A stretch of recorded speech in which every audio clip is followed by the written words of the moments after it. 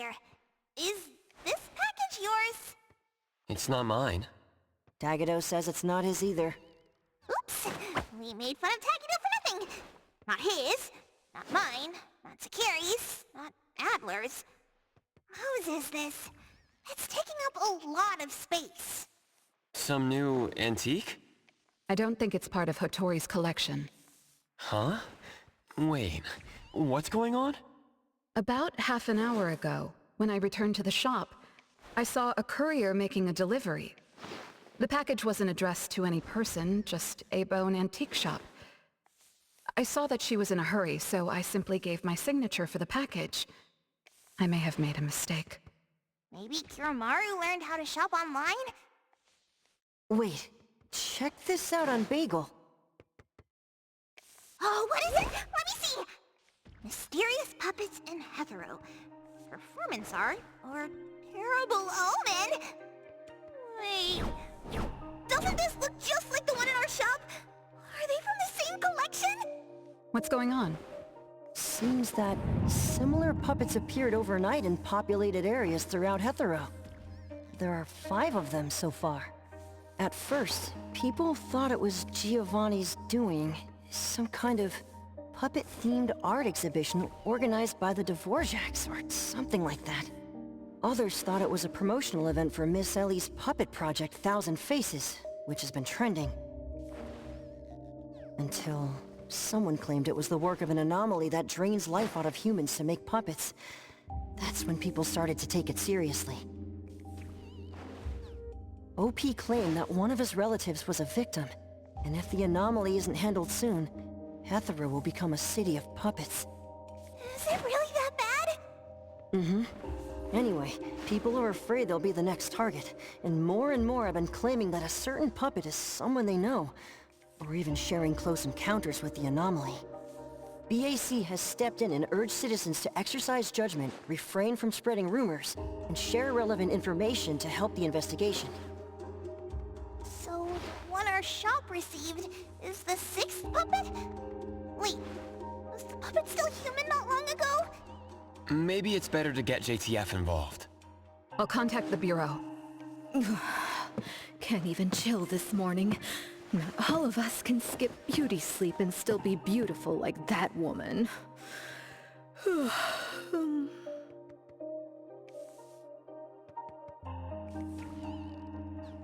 My apologies. It's not your fault, it's someone else. Forget it. So who brought this thing? Take it away, dump it, I don't care. Don't let it mess with the shop's feng shui. We got you covered, boss! JTF will be right here! I don't see you getting excited about bringing customers over, and you're bringing JTF to the shop? You kids better not have stirred up trouble again. Here's what happened. In any case, we'd like you to come to BAC to assist with our investigation. We'll have to leave the shop for a while. What do you think, Hotori? Well, the business of the BAC matters more than ours, so we'll comply. But the BAC will compensate for missed working hours for Precious, Daff, and me. Why am I included? Of course, the BAC will provide reasonable compensation for losses incurred from taking up your time. Boss, I want to come along too! There are no Misties to catch today! The shop isn't closing for the day. Someone needs to handle things until Adler gets back with groceries. Don't blow up the place while I'm gone. All right. Engage. Count on us. Oh. When Let's get ready to head make out. sure you fill me The in! sooner we leave, the sooner we're back. For my nap. Why are you coming along? Alphard woke me up this morning and invited me for a little chat. I thought it was about a bisu. The director's tea is going to taste even more bitter. Come on, let's go. I'll try to get some fawns out of her.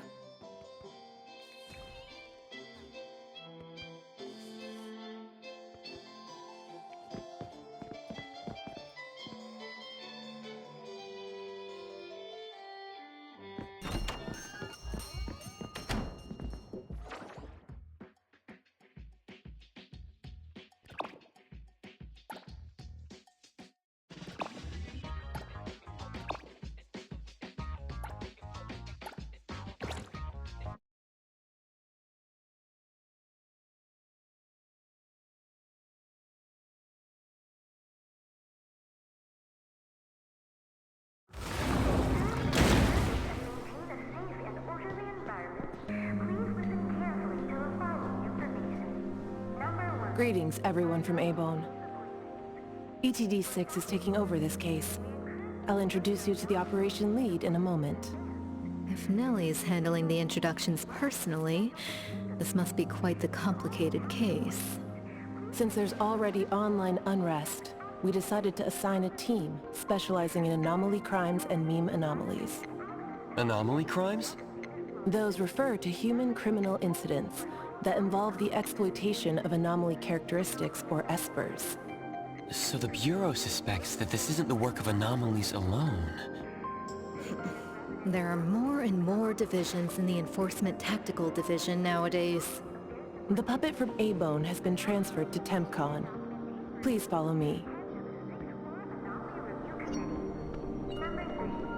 Don't worry, we have plenty of time. Engage!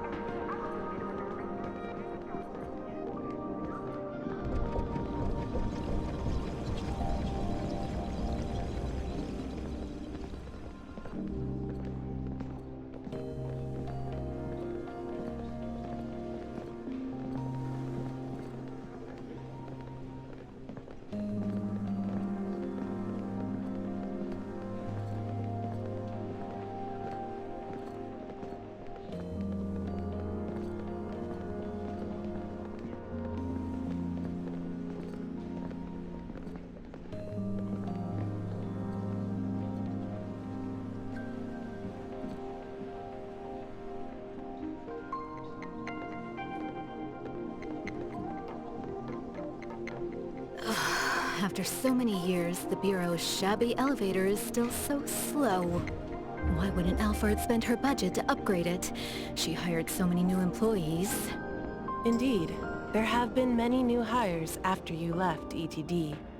This is awkward.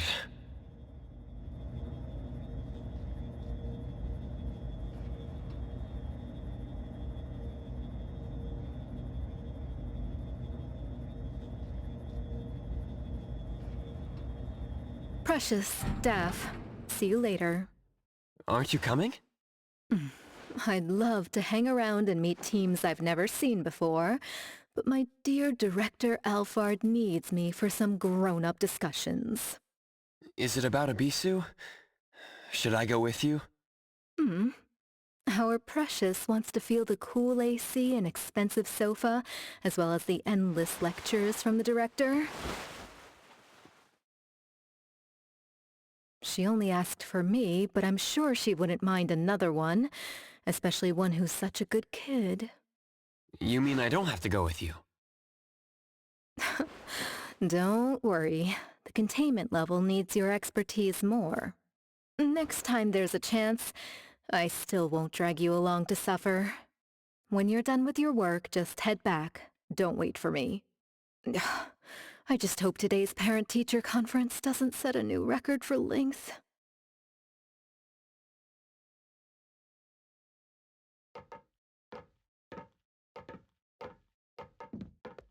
When I first came to the Bureau, Mint brought the anomaly to TempCon here, right? Yes, TempCon manages anomalies and derivatives that we don't fully comprehend. Depending on the situation, they'll either be nullified or transferred to the Seleno compound for long-term containment. We're about to directly contact anomaly derivatives of unknown properties. That said, your safety is guaranteed.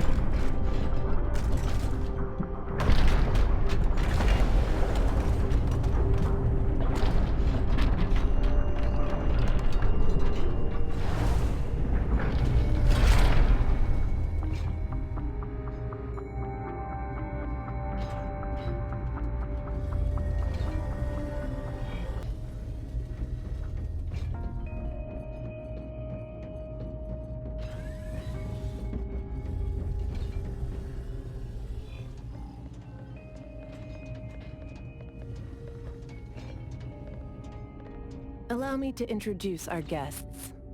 These are anomaly hunters from A-Bone Antique Shop, Daffodil, who witnessed the suspect in the puppetization case, and the appraiser, who has keen perception of anomalies. This is Chaos from ETD-6. Hi there. This is Lavinia, an operative from the Egosh Court. We'll be relying on the court's support for intel related to unknown anomalies. Blackbird was unable to attend today's meeting in person, so I'll be covering for her. Greetings to the people of A-Bone. Greetings. Now that everyone's here, let's get started. Who received the package? Tell us what happened. It was around 7:30 in the morning. I saw the delivery person place the package at the shop entrance. She approached me for my signature, saying she was in a hurry for the next delivery. I did not think too much at the time, so I signed and took it into the shop. But looking back now, the whole thing was pretty strange. The package was marked fragile, and the delivery person told me to handle it carefully. But the packaging was flimsy. Do you remember what the delivery person looked like? A young woman, not particularly tall. Short hair, in a Cool Express uniform. I didn't get a good look at her face, since her baseball cap was in the way. Curious. From the package to the delivery person, everything was fake. According to our investigation of the Cool Express in Bridge Crossings, the delivery person responsible for Hankaku Street does not match Daffodil's description, and their work records show no irregularities. The shipping records from the package center also show no fragile items being delivered to A-Bone. Someone disguised themselves as a delivery person just to give A-Bone a puppet? Correct. The question is, why would anyone do this? Considering this may involve matters affecting A-Bone's interests, I'd like to consult with both of you. We also don't have any leads. Sorry to interrupt. I was thinking, what if this person wanted the appraiser's help? A puppet that allegedly was transformed from a human, wouldn't it retain traces of an anomaly? If that's the case, shouldn't a client have come forward to explain the situation? Even without a client, what harm is there in examining a gift at your doorstep? Can I take a look at it? Please, go ahead.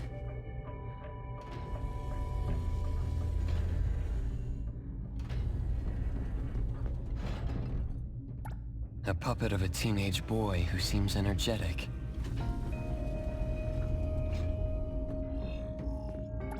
A puppet of a young woman with a gentle expression.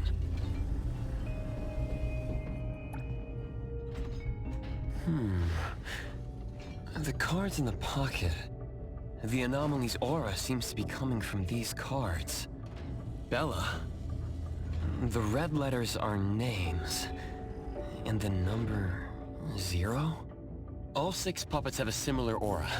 It should be from the same anomaly, or the same type of anomaly, but it's very faint. I think the puppets should be ordinary puppets. They were simply in proximity to an anomaly. But the black cards in the puppet's clothes. The cards are the derivatives, aren't they? Very likely. So people being attacked and turned into puppets by anomalies is just a rumor. Pretty much what I expected. Who would spread rumors on Bagel to cause panic? Could it be the same person who delivered the puppet to A-Bone? Bingo! You're asking the right questions. My investigation shows that someone hacked a bunch of Bagel accounts and started rumors about people being turned into puppets by anomalies. This is starting to affect the citizens of Hatharo. Take me, for example. I have a neighbor who never misses her daily dog walks, rain or shine, but she's scared of getting caught by the anomaly and began to ask me to run errands. Who's ever out there watching and laughing at us right now, feel free to pop champagne. In any case, we can conclude that someone is spreading rumors. But I'm afraid clearing this up won't be easy. We can only explain the truth to the public after we contain or nullify this anomaly. And only then can we completely quell the rumors and eliminate their harmful effects. We have 2 important leads. First, the puppet was delivered to A-Bone by a fake delivery person. However, neither of you know anything about her. so we'll have to set that aside. At least we're on the right track. The second lead is that the anomaly can write. In my experience, this is quite rare. I wonder if the Igosh court has any records of such anomalies. Could you help us interpret it? Unfortunately, we haven't found any matching anomalies in accessible records. If we can determine the identity of the names written on the cards, I may be able to help. I should be able to glimpse at their fate through divination and understand what they've been through. Chaos, consider this. If anyone received a black card from the anomaly, you are welcome to bring them to the witch's house for divination. Understood. If anyone from A-Bone discovers new leads, please contact BAC as soon as you can. We will look out for more leads. Very well, let's adjourn. Thank you very much for your assistance.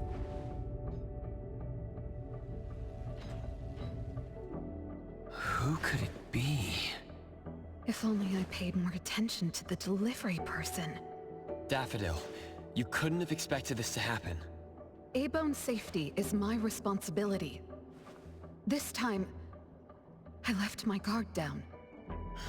Still, it's good to know that no one was actually turned into a puppet. Mm-hmm. Looks like Hattori isn't finished yet.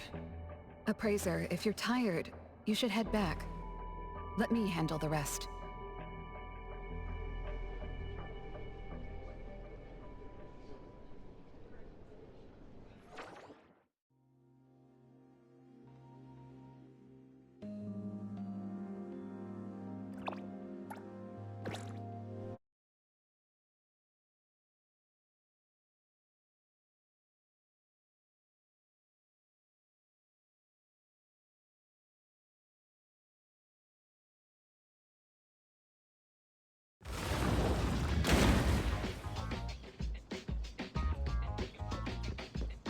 Did you need something?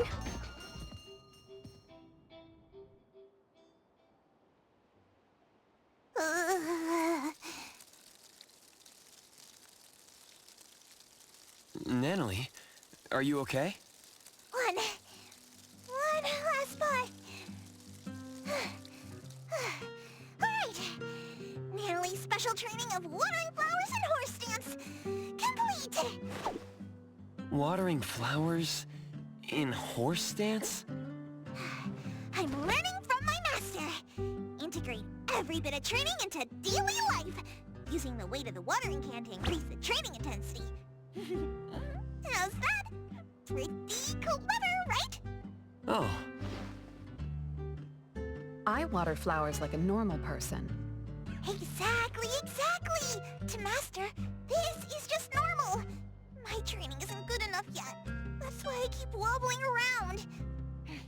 Just you wait and see how much I improve, master! Of course. Thanks to Daffodil and Natalie, the flowers and plants are looking better. I'll take care of pruning from here. Alright. Delicate work like that really is best left to the old man. Oh, by the way, how did that thing from yesterday turn out? Any updates? We couldn't get anything out of Cool Express. The manager even said that they're going to avoid hiring temps for a while. There goes one of my reliable side gigs. Colucci's funds are running low. Oh, why do you think they're sending puppets to our place in A-Bone? Could it be the anomaly is challenging the Colucci's? Was the puppet sent to deliver some kind of message? what message could that be? Like a coded message in Sin City Chronicles. This is some kind of hint. The hint is something that I, Beiji Daime, should definitely be able to figure out. If that's the case, shouldn't the recipient be you? No, you're right. Why does it only say A-Bone? Could it be that I, Natalie Colucci, am not famous enough? If it only says A-Bone, then who exactly is this hint for? Or could it be meant for all of us? We have a guest. Hello? Is this A-Bone? Are you anomaly hunters? Welcome to A-Bone. You must be here for an anomaly commission. Yes. What do I need to do? Do I sign a contract? Do I have to sign up for something? Ah, this must be your first time seeking help from anomaly hunters. Don't worry. Please, have a seat. These are A-Bone's finest anomaly hunters. Feel free to share with them any troubles you have. I'll make some tea for you. Please, wait a moment. Okay. Sorry, I don't know how this works. If you don't mind, let us ask you some questions. That way we can help you figure out what you need. Okay, leave it to me. So, have you encountered anything strange recently? What should I call you? Renee is good enough. I think. Alright, Renee. What do you do for work? How's your day-to-day? Did something weird suddenly mess up your routine? I'm a taxi driver. I start at 8 a.m. and finish at 8 p.m. For lunch, I grab something quick from a convenience store. After work, I go to Food First for a set meal.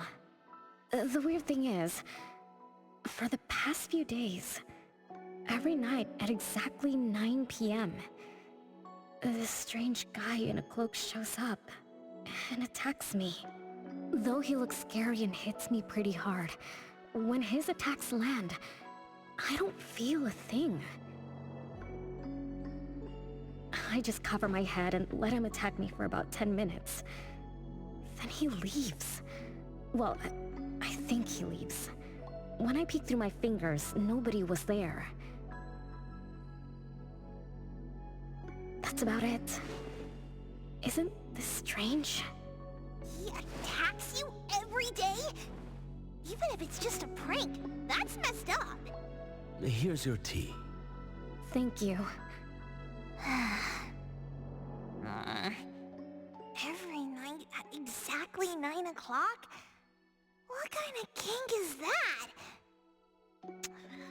Maybe it's like those guys from gangster movies, who like to dress up scary to shake people down for money? They usually show up at the same time to establish an air of authority. Oh, I can't believe there's a lowlife like this on my turf! I'll have to talk some sense into him with my fists! But I don't remember owing anyone money. I did nothing to deserve harassment from this debt collector. He never says a word, just swings this huge scythe at me. It's terrifying. You don't feel any pain when he attacks. Could this be a hallucination? Or is this debt collecting some kind of anomaly activity? That makes perfect sense! Yes, it should be an anomaly, just like Fuka said. She told me to look for help at the A-Bone antique shop. Who's Fuka? She's my friend. Well, more like my food buddy. Fuka said, it's definitely an anomaly, and the anomaly hunters from A-Bone antique shop can help me. She recommended her shop? That's a first! Thanks to me, Natalie, the tiger of bridge crossings, Ichi-Daime of the Colucci family! Oh, I've made a name for ourselves. People are finally going out of their way to recommend us! Your friend knows what's going on. What else did she say? I'm not really sure. I just know that she said I should get your help as soon as possible. Are there any other strange things going on besides that? It's hard to say. I don't know. Sorry, I don't have a great memory. I only have vague impressions of most things. How about you go ask Fuka?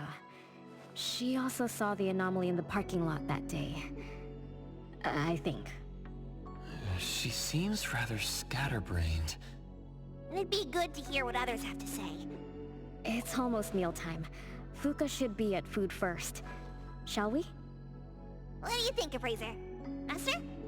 This is our first commission of the day. We'll help figure this out and see if there's really an anomaly causing trouble. Let's not disappoint this very tasteful person who recommended us. Let's go take a look. How about you, Master? Huh. Master hasn't worked on a commission with the appraiser yet. Maybe this is a good time to show you my latest training results!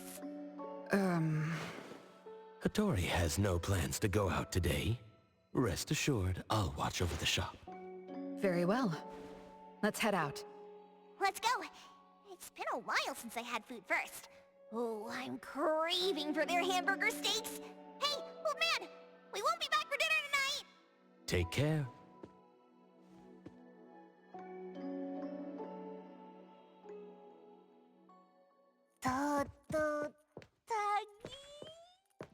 One of these books is an anomaly. You can tell.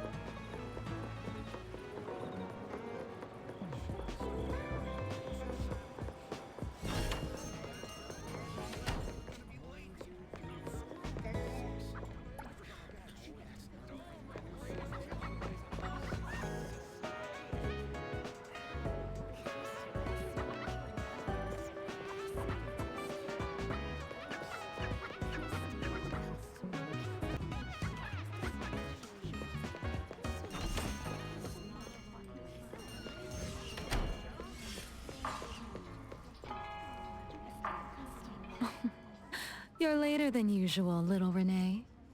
Sorry for keeping you waiting. I'm sorry. I had something to do.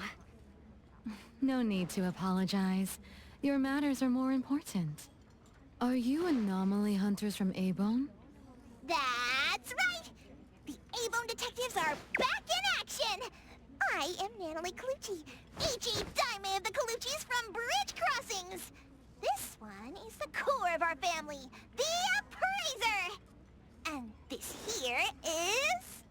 It's been a while, Daffodil. Oh, you already know Master? Your master helped our family solve quite a few troubles in the past. Mother still can't stop talking about Daffodil's moves. Oh, no wonder you recommended us to Renee. Master's commissions always get perfect reviews. Sorry, I don't quite remember. It was probably back when the shop first opened, right? After all, we have monopoly on all anomaly commissions now. Fuka, we'd like to ask about the strange thing happening to Renee. Can you tell us about it? Of course. Let's sit down and talk.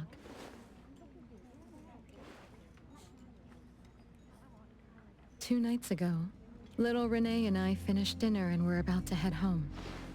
She offered to give me a ride, so we walked to the parking lot together. That's when we encountered this cloaked person. Cloaked person? Didn't little Renee tell you about it? The anomaly she saw was a strange figure that looked like someone wearing a cloak. Oh, did I really say that? You little scatterbrain, forgetting what you said again. I'm sorry, No need to apologize.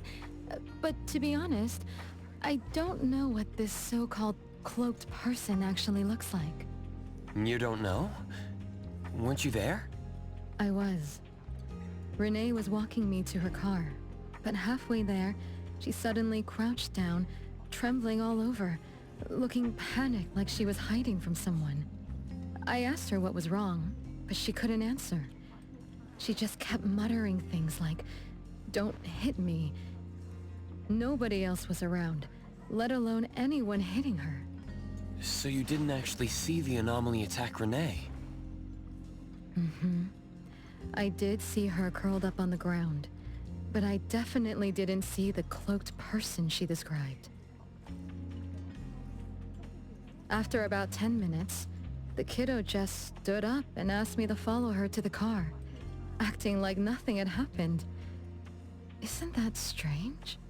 Are you sure this isn't some hallucination? Like, maybe she ate some weird shroom at dinner or something?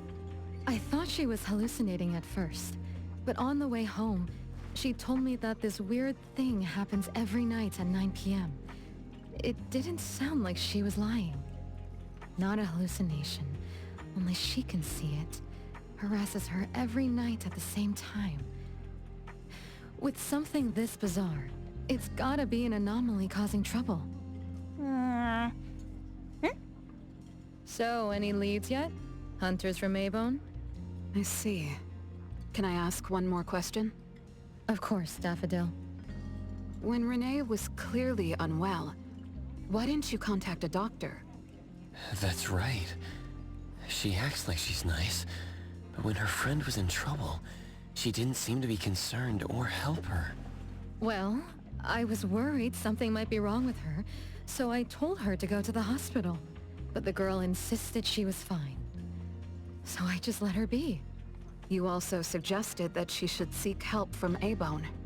That's because I later realized Renee must have gotten herself into trouble with some anomaly. So I thought of you. Wouldn't it be better if you experts helped her, instead of having an amateur like me mess around? Daffodil, you may be thorough, but you always get obsessed with details. Same old habits. I'm the one who told Fuka that I was okay. Really, I'm fine. It didn't hurt at all. It's just that the anomaly was scary. Thanks to Fuka for explaining everything that happened. I'm not so good at that. I feel like I don't really know what's going on. We've been talking for so long, we almost skipped dinner. I'll buy everyone food tonight. Take a look at the menu. What do you want, Fuka? Same as usual. Spicy chicken cutlet curry rice. I'll have the same. I don't know about the other stuff at this place, but I like the spicy chicken rice, since it doesn't have those gross green peas. What about you, Nenali and Appraiser? Go ahead and order something you like. We'll gladly take the offer.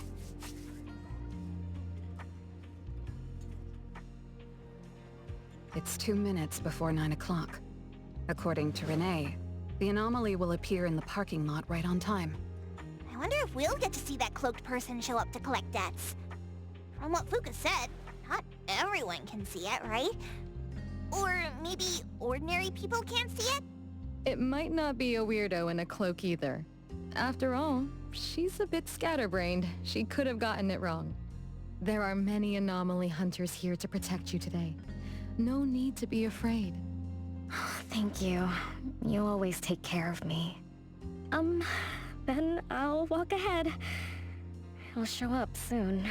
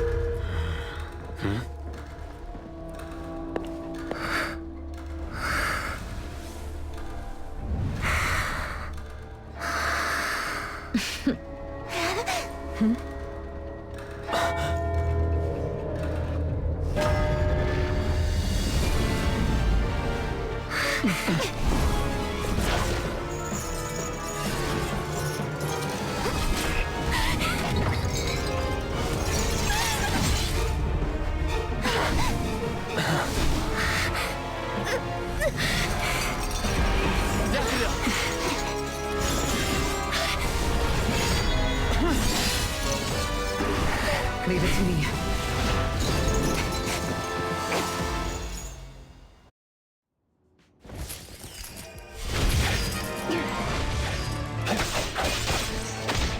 Be careful.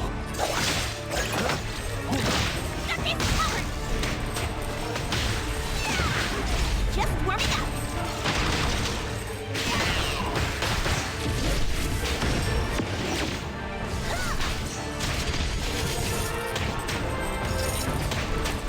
Nice work.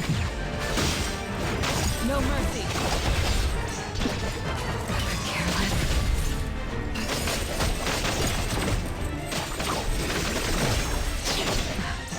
No problem. Trust me.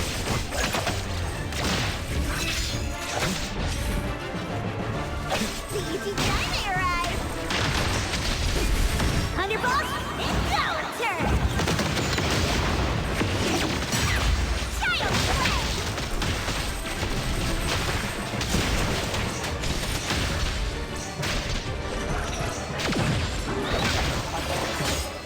Divide.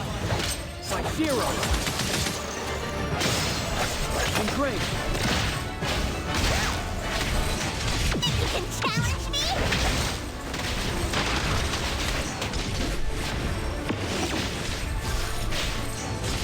Just a tickle. Nice work. What you see is an illusion.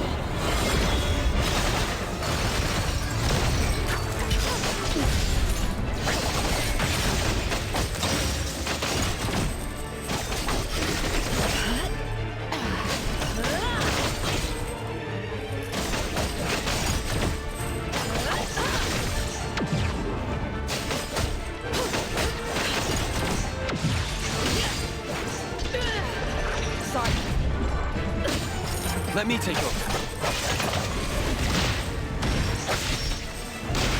Everyone, follow my command! Just warming up.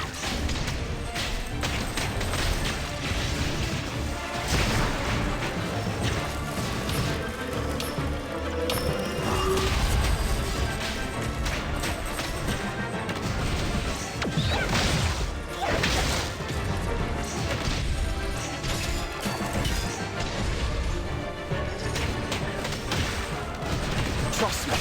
Let's finish this. Come on. Heroes to the rescue! Quite arrogant! I will see through the Nexus. I'll handle this. Nowhere to hide.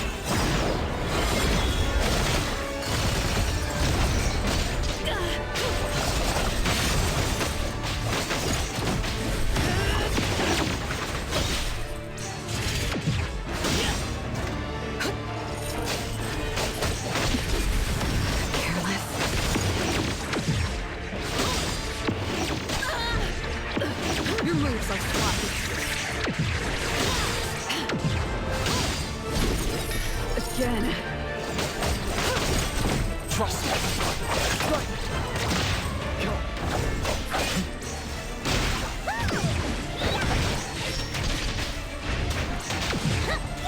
Take that! The city's mine! Gotcha! Can't touch this! No getting from you! I will see through the Nexus. Fate splinter and fracture. Right. Nice work. Nothing in 3,000 eyes. Awaken!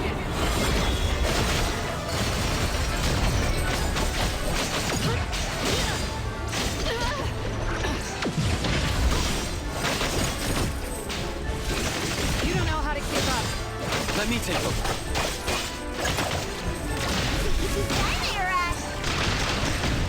Thunderbolt, it's our turn!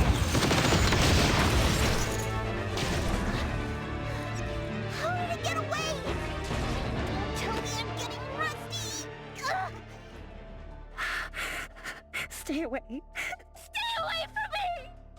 Are you okay? Don't worry. I drove away that debt collector. Everything's okay now. Did the anomaly drop that thing on the floor? Renee. And a series of numbers on the back. Minus 20088. The numbers are different. It's the same type of card the Bureau is looking into. Let me contact Chaos. We meet again. From what I know, you received a commission from Renee to investigate this debt collector anomaly, which attacks her every night at the same time. You fought, then the anomaly left behind the same cards from the puppetization case. So you encountered the same anomaly I'm after. Could someone have schemed all these encounters just to involve you? ETD6 lives up to their name. They are true anomaly crime experts. You're right. This doesn't seem to be coincidence. We still don't know who's the mastermind or why they're doing this, but we may have already met her. Fuka, the friend who recommended us to Renee.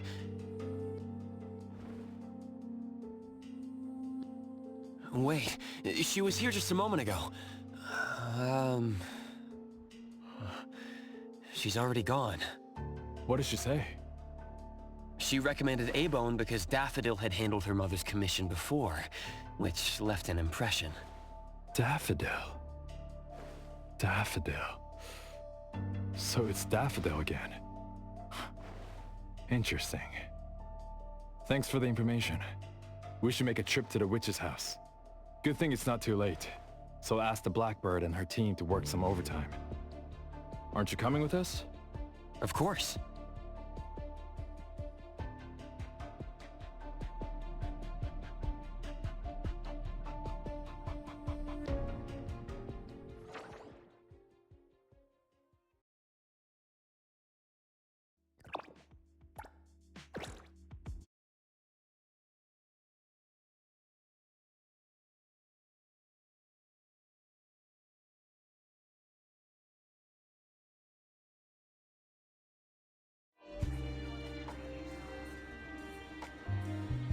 Did you need something?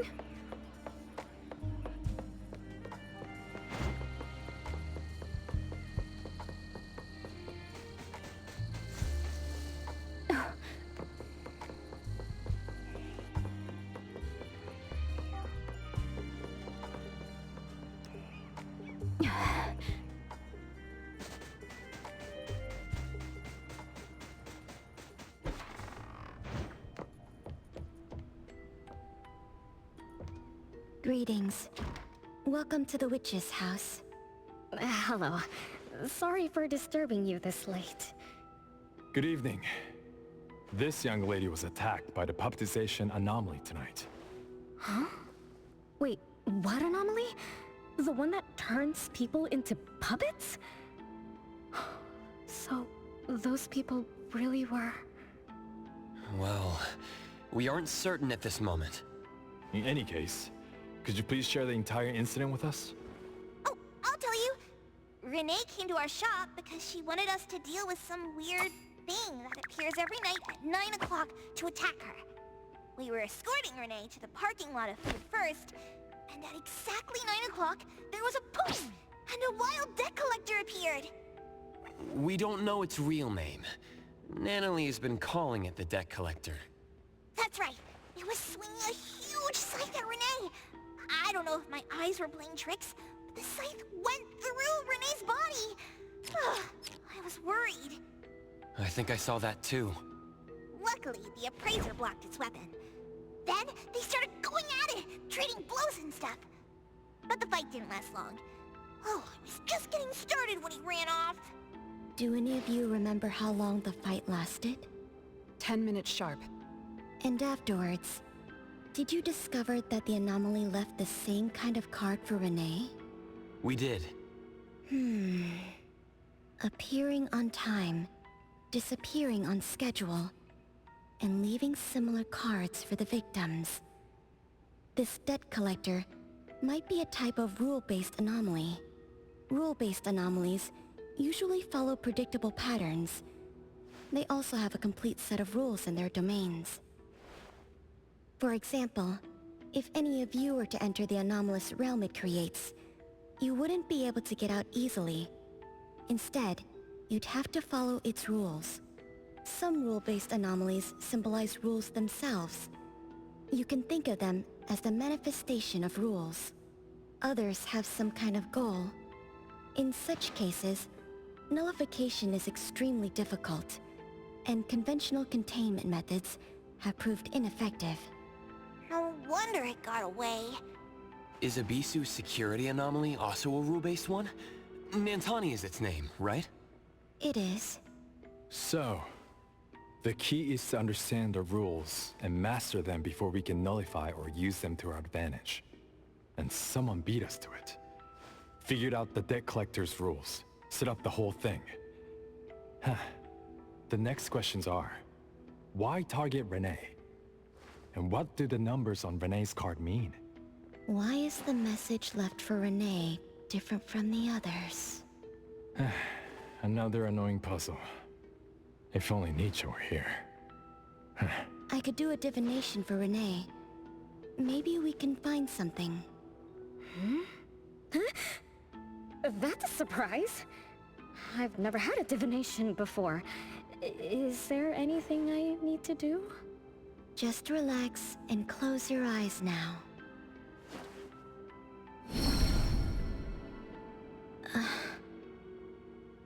Oh, lost child of fate. Your tomorrow is trapped in blankness. Wait, what? What trap? What blankness? I thought divination is about tomorrow being lucky or a sunny day. Oh. Your fate is rather unusual. I'm afraid I can't give you further interpretations. But I once performed a divination for another woman with the same result. You might share similar fates.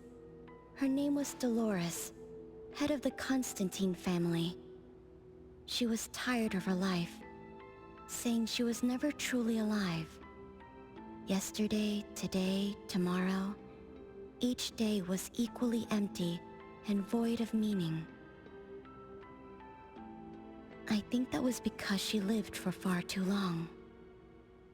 Uh-huh. She lived for a very, very long time?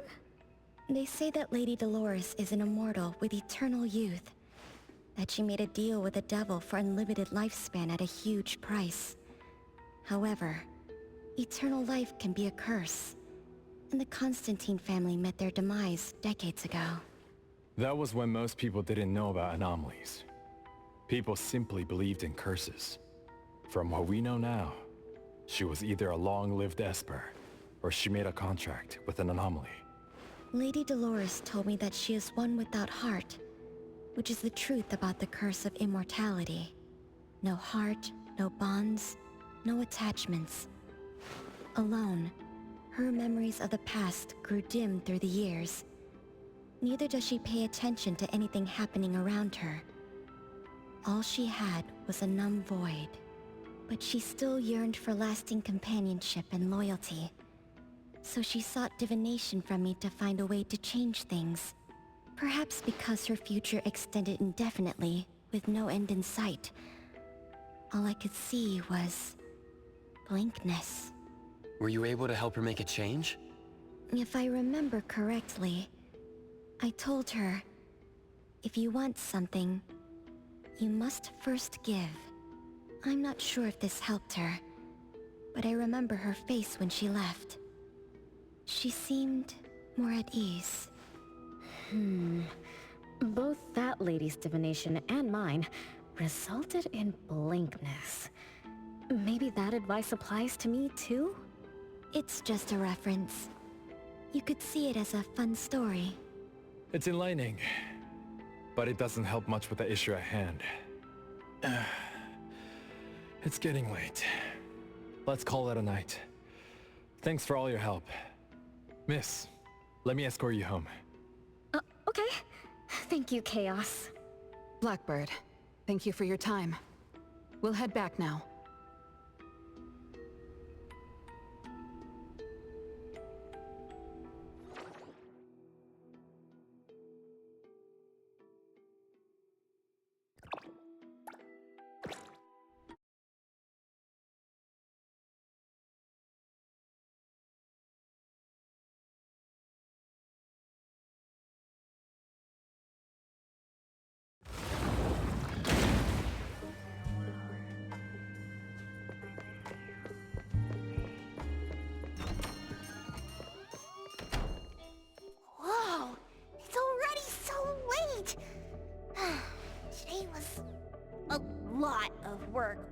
without a lot of results, huh? A rule-based anomaly, weird messages on a card, then some story from way back. There seem to be a lot of clues, but there isn't a way to connect them together. They must be related. What could be the missing link?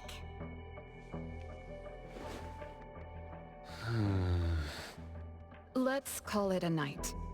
It's getting late. You two should get some rest. Oh, man. After running around so much today, getting home, relaxing for a bit, and now that Master mentions it, ugh, sleepiness just hits you like a truck. Good night, Master. Good night, Appraiser. Good night, everyone. I apologize, but bedtime is going to have to wait. Is there an emergency? The debt collector left me another message.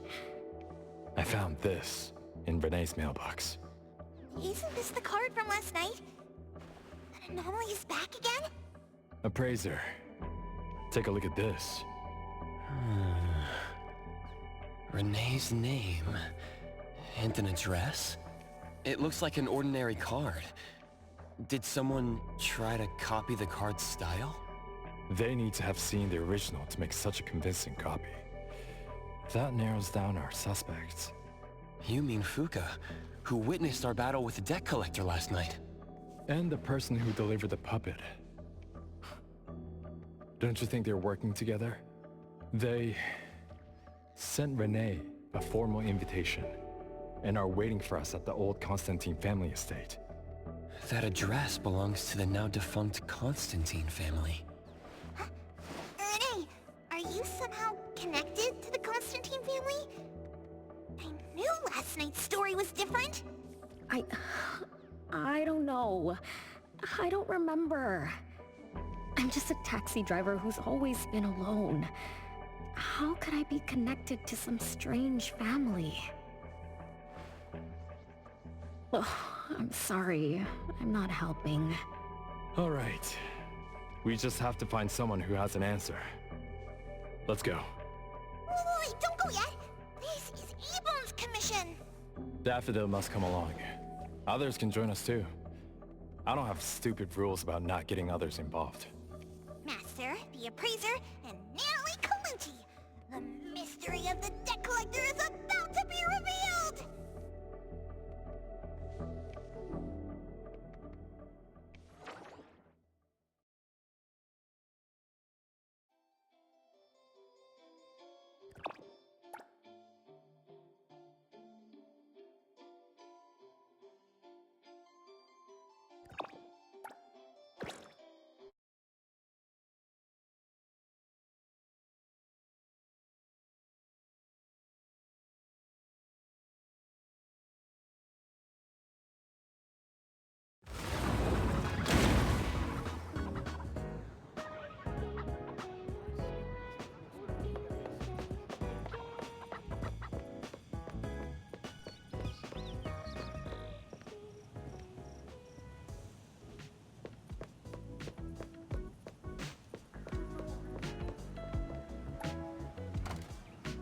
All right, let's get going.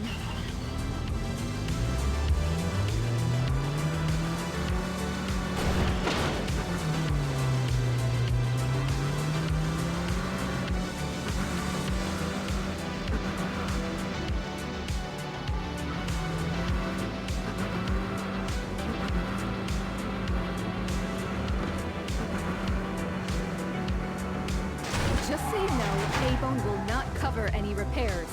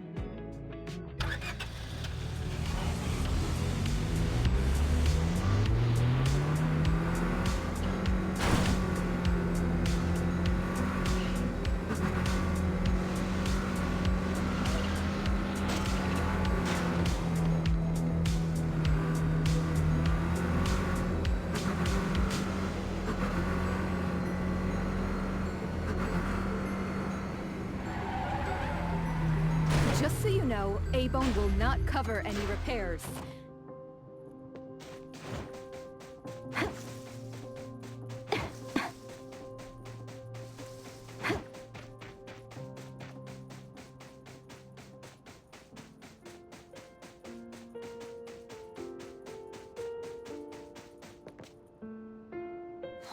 There's nothing here except for some skinny, crooked tree.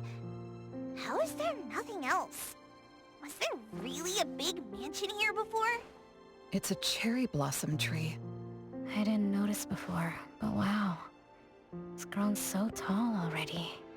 The branches might be thin, but they're sturdy. Natalie, do you want to climb it? Me? Climb the tree? Now? Let me see if there's a good angle to climb. It's been a while. I'm not sure if I can do it. Or maybe it's because I was smaller when I was a kid. I could just hop and reach the top. But now...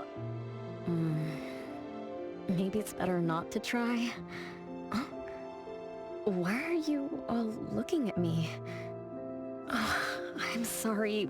My bad. This isn't the time to be fooling around.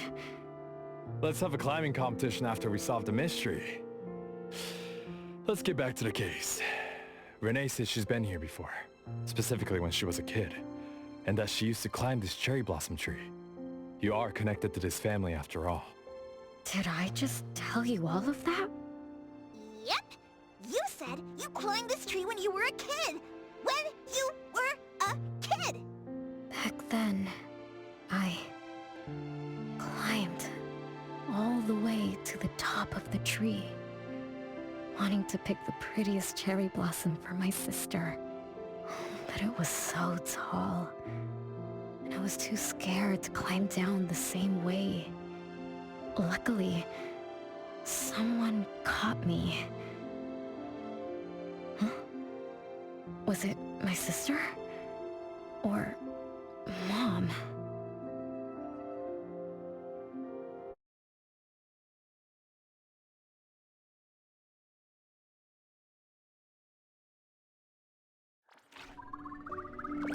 Ow! That hurts! Renee! Are you okay? My head hurts. But my limbs are where they should be.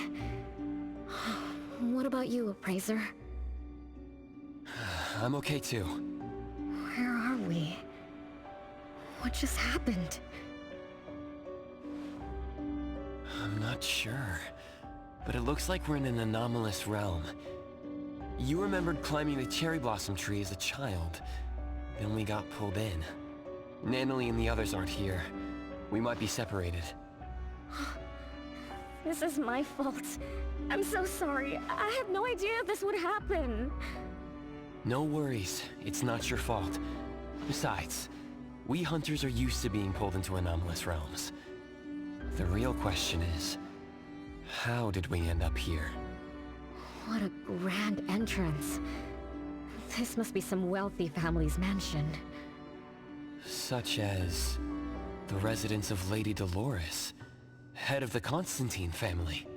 Have we traveled to the past? Not necessarily. Maybe the anomalous realm is simply recreating scenes from the past.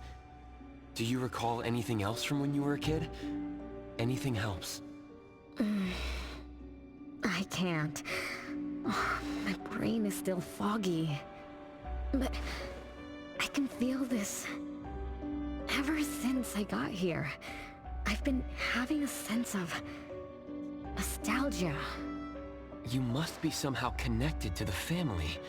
Whoever brought us here knows that. But didn't the Constantines disappear decades ago? That doesn't match up with my age. You're right. What you just remembered was from when you were little. If you can remember more, maybe we can get closer to the truth. I'll do my best. But how do I do that? Let's look around. Maybe we can find the key to your memories.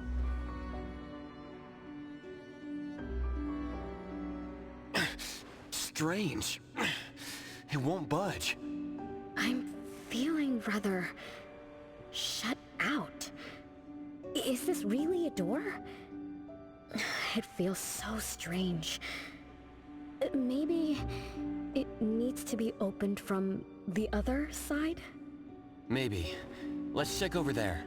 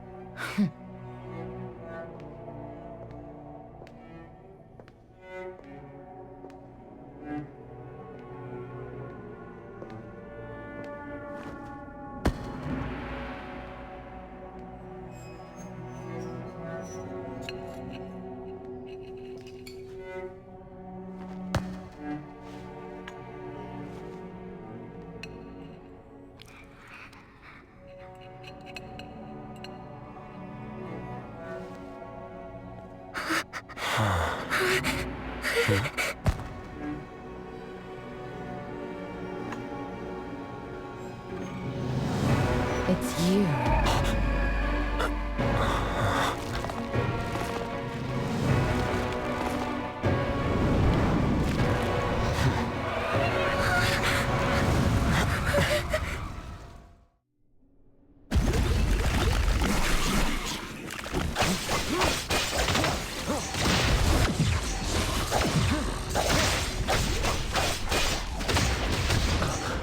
Feeling good.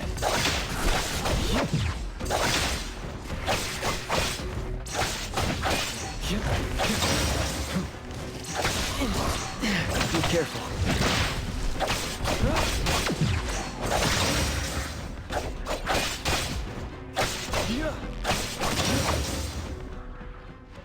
What was that just now? Something from the past? A family sitting around the table getting ready for a meal. Is this space replaying events from the past? How strange. It's like watching a movie.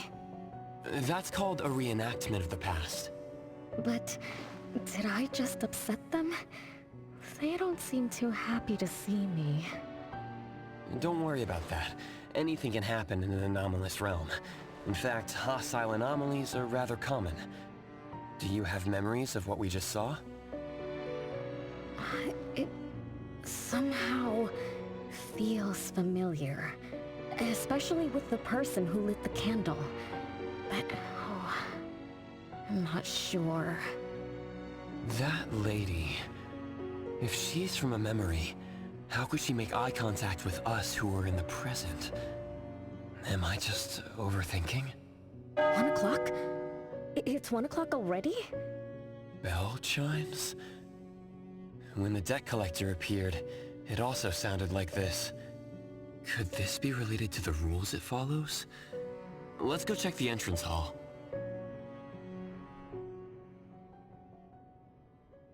Oh, impressive! Classy! Great taste! That's how big families do it! If only the base of the Kalujis were as fancy as this! Well, we could definitely do without the curse.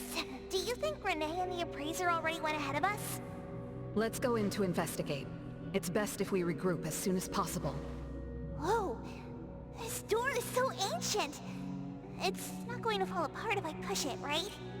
An old, ruined mansion that suddenly appeared, long neglected and unmaintained.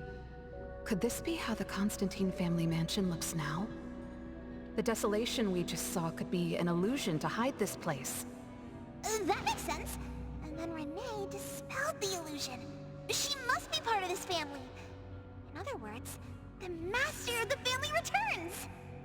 An old mansion abandoned for decades. I better be careful. I won't be able to pay for damages if I break any...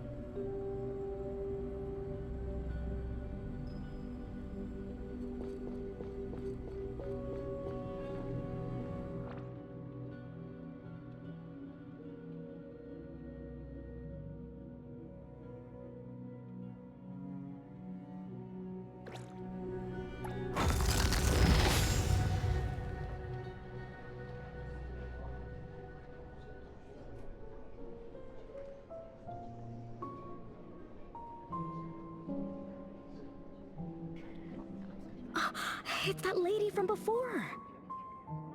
Excuse me. Sorry. Wait a minute.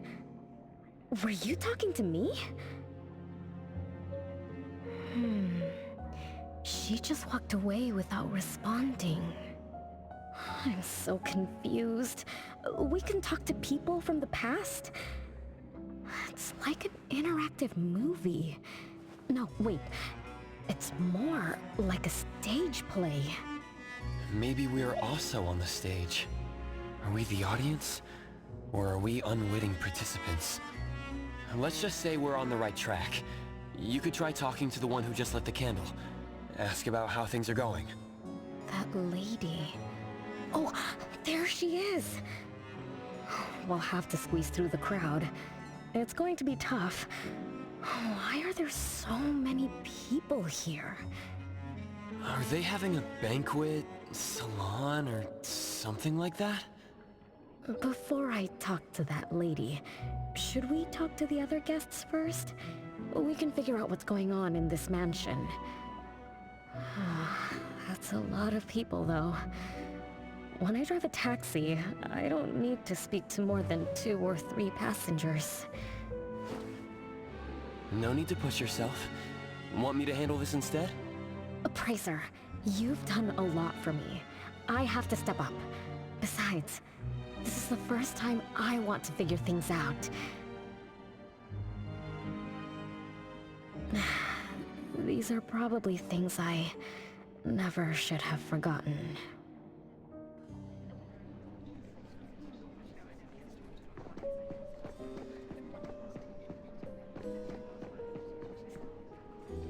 I might not have another chance like this. I better make the most of this. We need to seize this last chance to butter up the lady. Maybe she might even invite you as a guest in the future. Oh, don't even think about it. Look at all these people. Everyone is trying hard to impress her.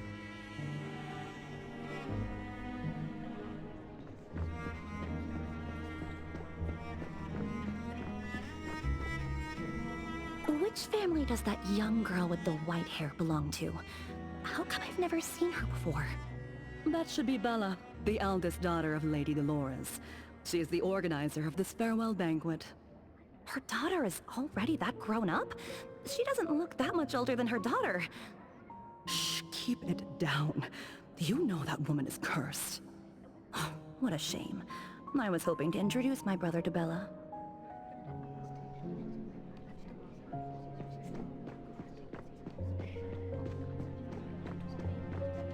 The salon has been running just fine. Why is it getting cancelled? Apparently the lady wants to focus on family affairs, so she's withdrawing from the social circles of the nobility. Such a shame. Dolores has an amazing chef and the finest wine I have ever had the honor to taste. Dolores is also the most gracious hostess. Always generous when she lends out money.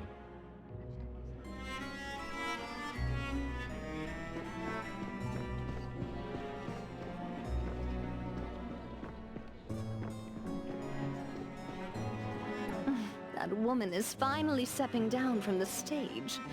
Tut-tut, shamelessly enjoying eternal youth. Just because she had a deal with the devil. Look at this mansion. Look at all these treasures. Who knows how much wealth she's swindled over however long she's been alive. This is my last chance to find her source of immortality. The salon ends at 3 o'clock. Look at what time it is already. What's taking those useless guys so long to make a move? I told you, those so-called exorcists you hired are nothing but frauds. You better give up on your delusions. My brain is getting fried from what the guests are saying. So many conversations. So many faces. So many names. Let me think. Bella. That sounds familiar. Very familiar. Extremely familiar. Oh, that feeling is back again. It's just hearing that name brings up this nostalgia. Nostalgia. One of the puppets recovered by the BAC is also called Bella. Can this be a coincidence? What do you think? You said the BAC found cards in the pockets of the puppets, and those cards were similar to the one I got. That means I'm connected to the puppets. By the way, Lady Dolores' daughter, whom we just met, also gave me this feeling of nostalgia. I guess I'm really connected to this strange family. Did you remember something? Could I have been their driver? I'm pretty confident in my driving skills. No? Why don't we find Bella and ask for confirmation? That's a good idea. I want to talk to her, too.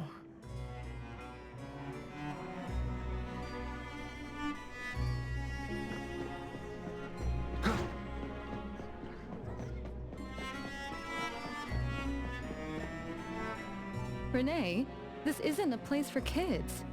Huh? Bella? You know me? Child, I'm your older sister. Remember, you should address me in a formal manner. I can't believe I have to tell you this. Mother has indeed spoiled you. Sister? My big sis?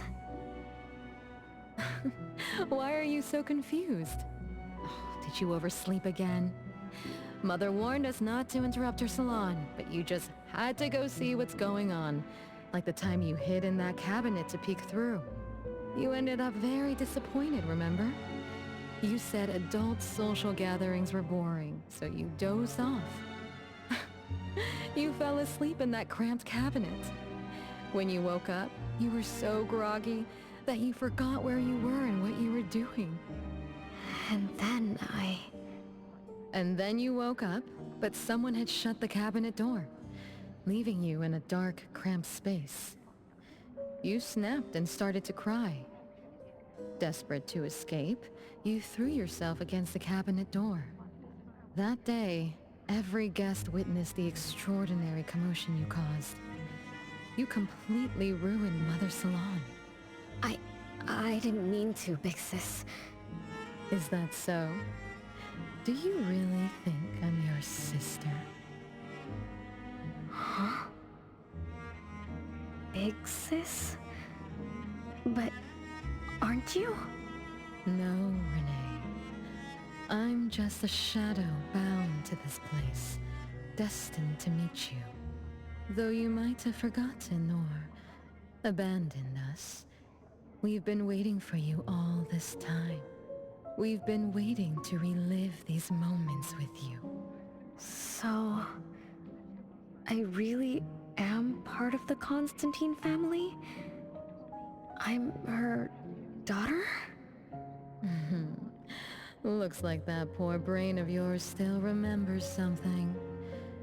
If you didn't even know your own mother, how sad would it be for those who love you? Where are they? Mom and the others. Are they still home? My dear sister, this is the Constantine mansion trapped in the past. Everything that happened here, everything about us, reenacts over and over again at this place. Come on, Renee. To return to the past, you must reclaim the choices of your past, including all your mistakes. If you're not Renee's older sister, then who are you? Shouldn't you ask her why I appear as Bella? The answer has always been in her heart. I don't understand. Wait, sister! It's all right if you don't understand now. I've been waiting for you for so long. I don't mind waiting a little longer. Bella. I think I'm starting to remember. She was the sister who caught me when I fell from the tree. She's been here all along, waiting for me to come home. And why is the puppet also called Bella? I don't think the Bella we met is a real person. Remember how this is an anomalous realm? So she's my sister from the past. Though, I don't understand everything she said. That's what she meant, right?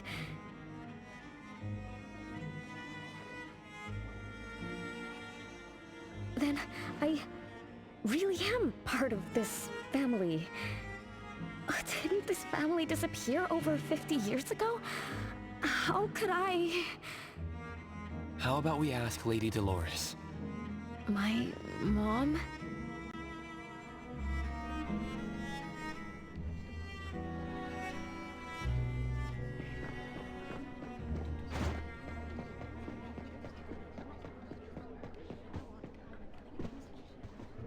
Hello, can I pass through? Excuse me, coming through. Hey, get in line if you want to butter up the missus. Take turns like everyone else. You're not the only ones who need something from her. Dolores is far too kind to you commoners who are uncultured bumpkins with no etiquette. Do I need to remind you about what first come first served means? I don't think we can squeeze through. These guests aren't very friendly. There was one bell chime when we came in. The salon started at 1 o'clock. If this scene closely follows how it played out in the past, they should leave as soon as the salon ends. We should be able to approach Lady Dolores then. Oh, good point. Thanks for coming up with a plan. I couldn't have done this alone. When does the salon end again? It should end at 3 o'clock. So we wait until the clock chimes 3 times.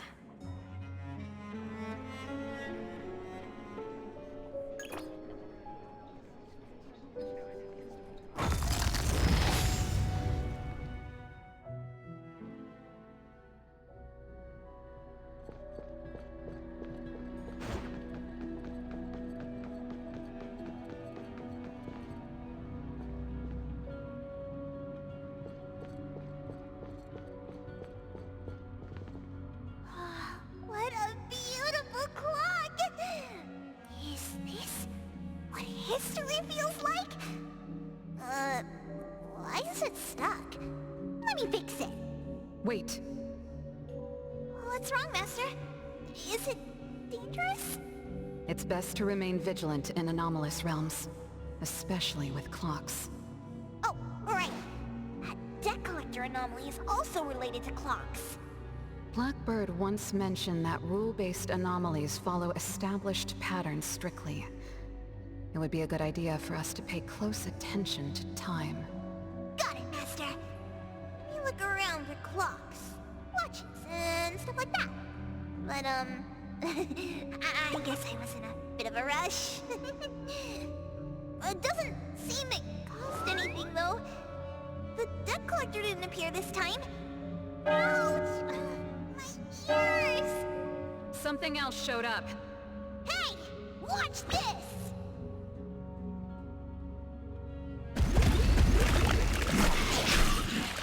Nice work. No mercy.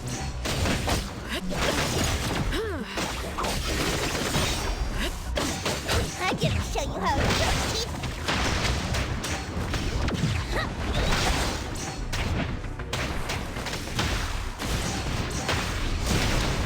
Think you can challenge me? Just a tickle.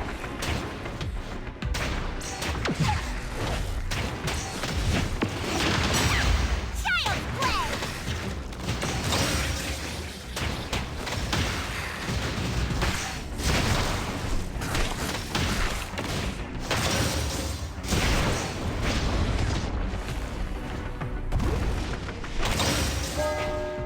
It's 3 o'clock now. The debt collector shows up every night at 9 o'clock to attack Renee. Until then, let's try to figure out what rules the debt collector follows.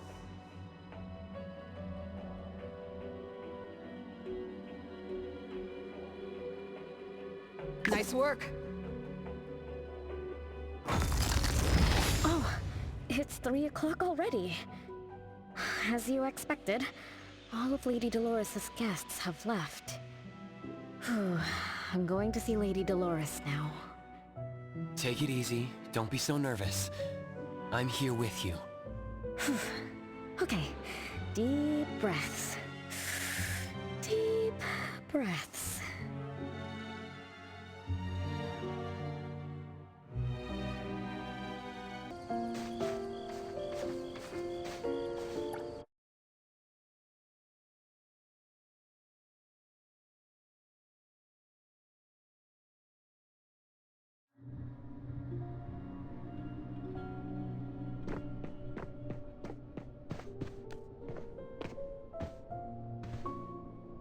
Lady Dolores. Renee, my dearest little daughter, come here to Mama. No need to hide anymore. The troublesome people are all gone now. Mom? Are you angry with me? I was too naughty. I hope I didn't interrupt your salon. Angry? How could I be? I just didn't want you to see those people too early. To witness the greed, foolishness, and ugliness of those who long for so-called immortality. Are you talking about the people who were just around you? My little petal, they must have frightened you. I promise nothing like this will ever happen again. This pathetic charade will soon be over. Mom, you've always hated the salons? Feelings of love or hate didn't matter at first. I simply had to run the salons. I had to use these connections to reverse the decline of the Constantine family. Besides, I don't even remember all the little things. But even though my goal was fulfilled long ago, these salons kept going, one after another. Perhaps they weren't the only greedy ones. I was too. I was too young and too foolish. I mistakenly thought gathering them under this roof could bring me some comfort. However, they were nothing but a bunch who envied the family's reputation, coveted the wealth in this mansion, and lusted for so-called eternity. After a while, I came to see them as nothing more than greedy beasts, scrambling for scraps and pandering jesters making fools of themselves. I guess they sufficed as entertainment. I don't get it. It's okay if you don't understand. Mother promises that you, my little petal, will never need to understand this. These troubles will never bother you again. Mom, are you not hosting salons anymore? Whatever I sought in those salons was a mistake from the start. I must correct this mistake. And the catalyst for that change is you, my dear. My little petal. Family is what matters most. You are the most precious gift in my life, as well as the very source of meaning in my stagnant existence. Whatever time we have left, we must treasure every moment together. From now on, as long as I'm with you, as long as our family lives together in harmony, a moment of happiness with family is worth more than an eternity in solitude, even if it's just for a brief moment. Mom, wait! Little Renee, what would you choose between an eternity in solitude or a moment of happiness? Big Sis! You appeared out of nowhere. That was spooky. Oh, wait. What did Mom mean? And the rumors about the family. Is Mom cursed with eternal life? But how can eternal life be a curse? Isn't it great to live forever?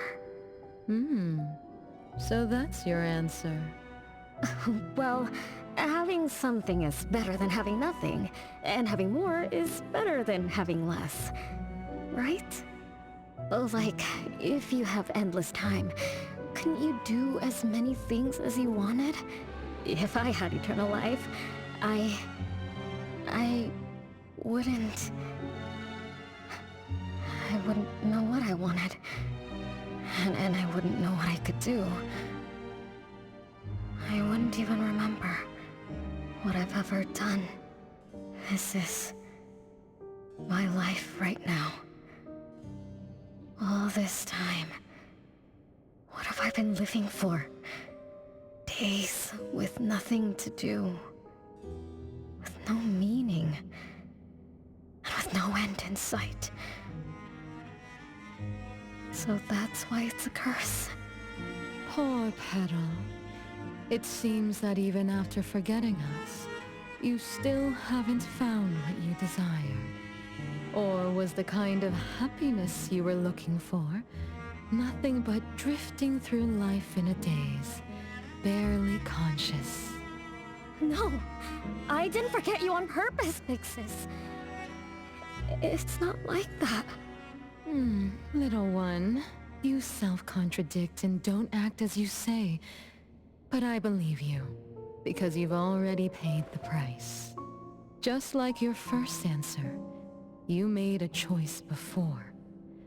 That choice allowed you to return here by yourself, but it also made you forget everything, including us. You're saying Renee chose eternal life, like Lady Dolores. What do you mean? Me? Eternal life? No way. Did I? But what about you, Pixis? Mom? Are you all alive? At least you weren't made into puppets. Thank goodness. Renee, you basically forgot everything about us. Mother, the one who gave us life, loved you so much. She used a picture of you as her bookmark. When she read before bedtime, her gaze would always drift towards your smiling face. Every little thing about you, your quirks, your habits, your childish nonsense, she remembered it all. You were the only one she had in her eyes and in her heart, as if the rest of us didn't even exist. And we are the same way too. Mother, Elliot, Teresa, everyone is waiting for you. Won't you come see them? Mom? And the other siblings? Everyone's waiting for me? The cherry tree Mother planted in the courtyard is bathing in sunlight and in full bloom. Time has come to a standstill, and moments of happiness place over and over again.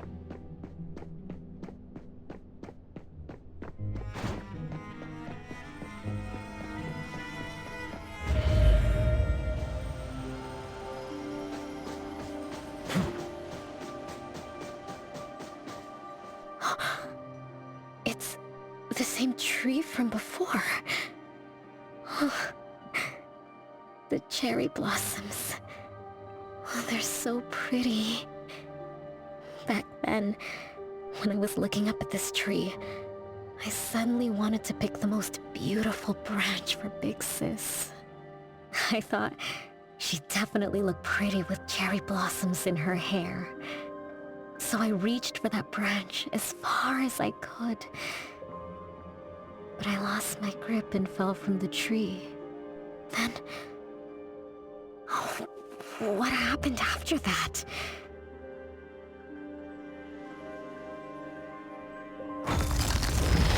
This is the crooked tree we saw when we first got here. The flowers have withered. Just like the fate of the Dolores family. Be careful. Looks like we're not the only ones here for the flowers.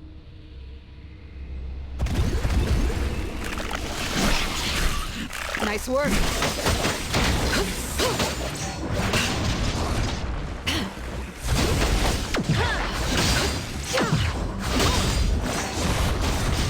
I'm gonna show you how great. Think you can challenge me?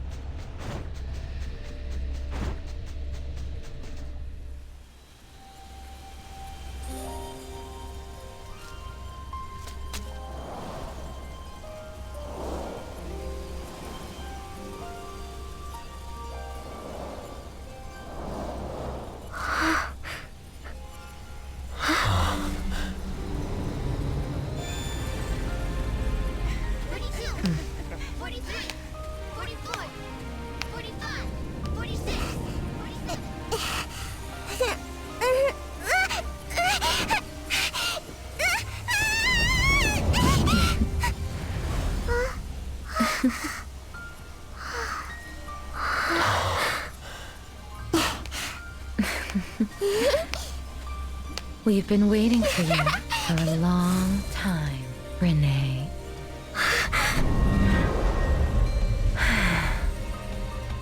Do you remember the reason we were born? And the purpose we must serve?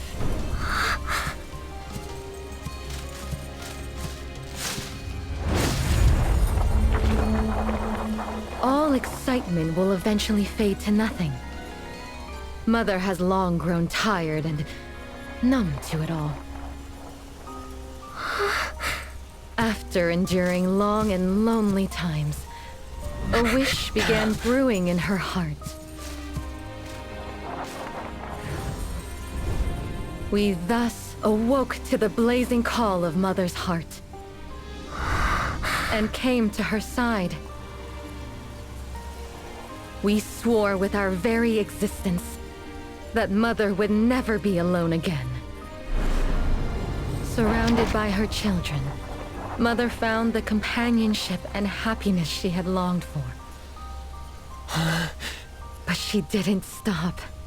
She kept yearning for more. Because we weren't able to satisfy Mother's deepest wishes in her heart. However, our Mother's wish was never fulfilled, and that day will never come.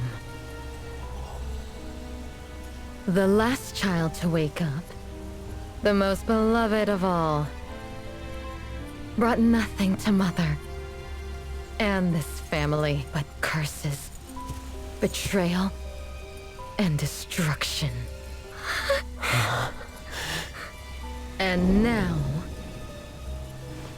she's back.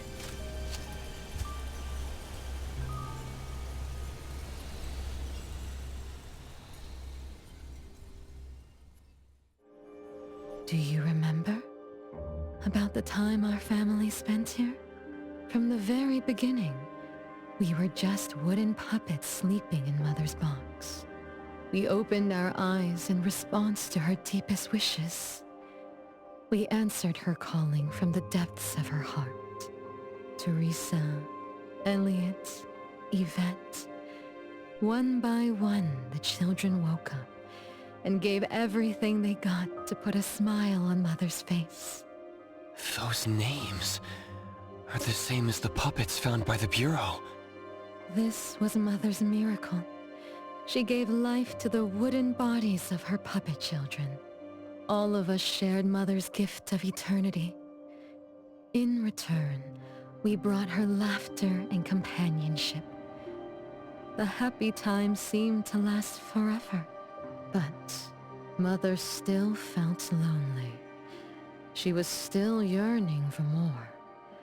As long as Mother's wish remained unfulfilled, more children would continue to come to her side. And you, little Renee, are the last child to receive her favor, and the one she treasures most. So, We used to be puppets. And I woke up because of Mom's magic. That must be the Esper ability of Lady Dolores. Our existence, our calling, and our purpose. Everything was dedicated to Mother. Thank you for helping me remember all of this, Big Sis.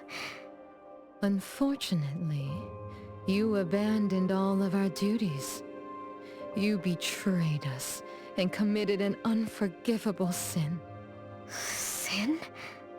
I don't get it. You forgot your family.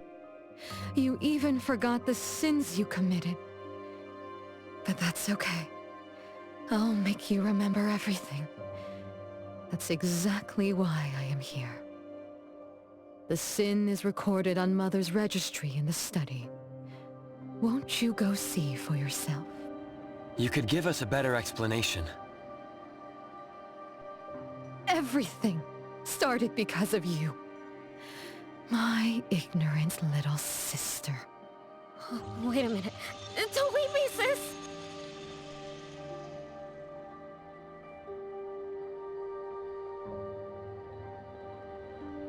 Renee, you're remembering something, right? Just like what Bella said. We're all puppets that woke up in response to Mom's wishes. We exist to keep Mom company. I remember many, many things now. I had tea with my siblings. We also played hide and seek at home. But... Mom... Our beloved Mom... Where is she now? Why am I the only one alive by myself? Where did they all go? We'll have to check the study.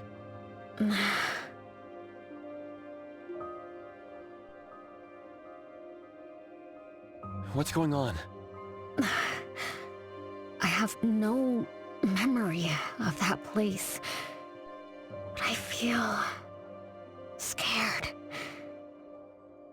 There is something in the study.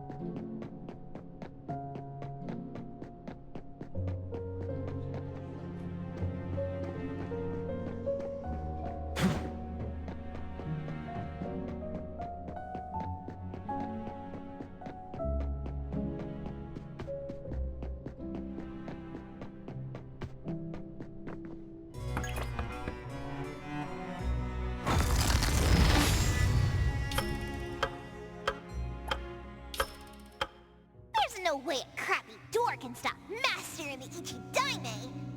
This is the only locked room in the whole place! I smell secrets! Do not let your guard down. Be careful. Yes, Master! Another grandfather clock? Ugh, either Lady Dolores is a clock nerd or this anomalous realm is related to the concept of time. Something feels off.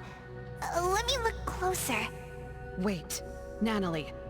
It's the anomaly that attacked Renee. I think... it doesn't want to hurt us. We're not its target. Renee is...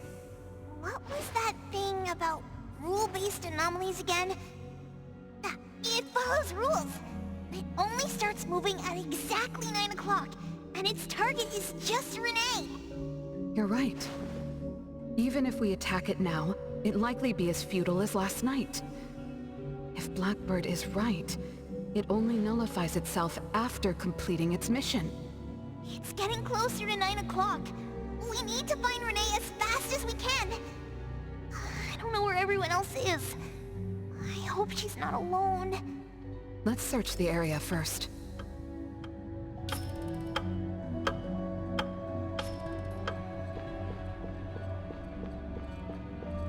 Nice work.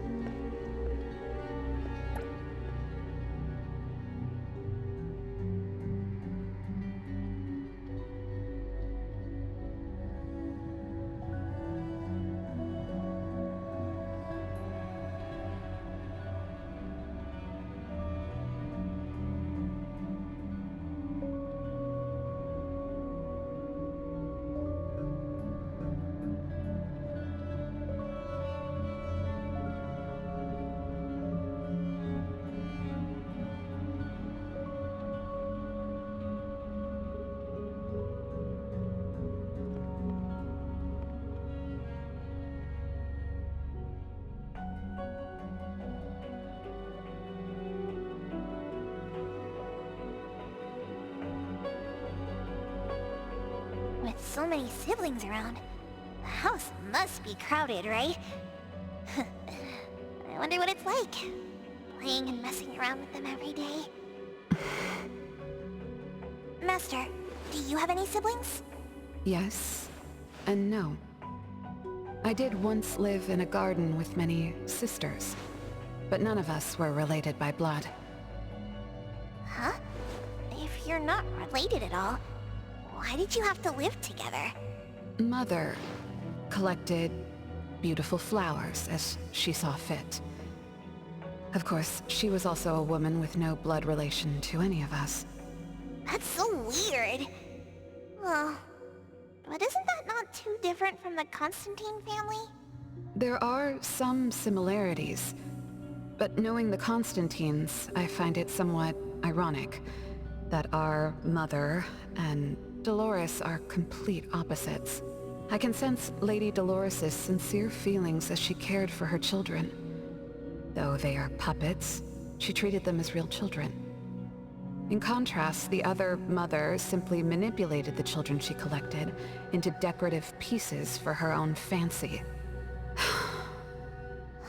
Master, I don't know what was going on, but I'm glad that you got out of the garden. I think so too.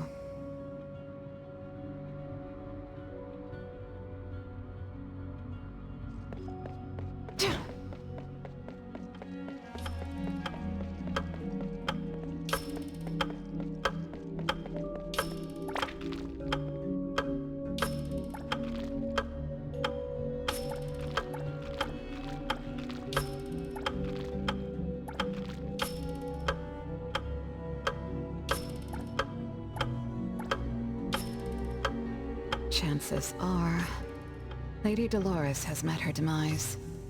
Only Renee's number is different. We won't let it turn into zero. The curse of eternal life, a fallen family, a blank tomorrow. Hints about time are all over the place. Could the numbers represent lifespan?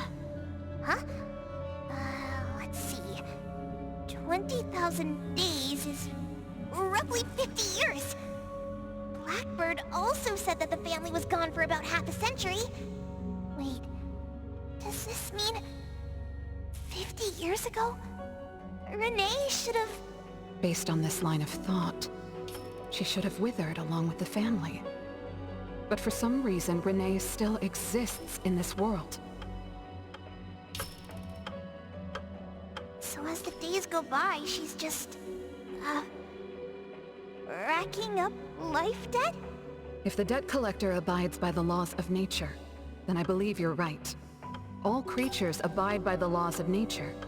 Birth, aging, sickness, and death. Those who defy them must pay a price. Even espers with near infinite lifespans pay a price when they gain their abilities. Renee, what price did you have to pay? Why did your life freeze 50 years ago, instead of reach its end? The debt collector must be hunting you because the laws of nature require your removal. So the puppets at the Bureau, they were Renee's family? Removed by the debt collector? Master, what should we do? Renee's commission. A-Bone accepted the commission. There's no reason to break our contract. I'll do my best.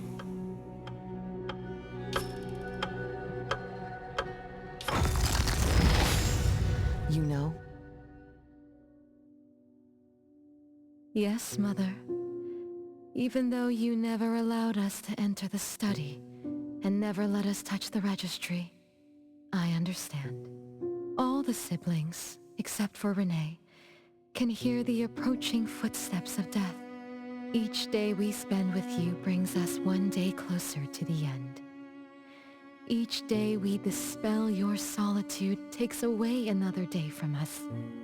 Isn't that so? It shouldn't be like this. As your creations, we are willing to warm your empty heart forever and bring you to the happiness you long for until you no longer need us. But she ruined all of this. When she was born, that cursed registry appeared in our home. Our names were written on its pages, and with them, numbers marking our precious days remaining in the world, slipping away with each sunrise.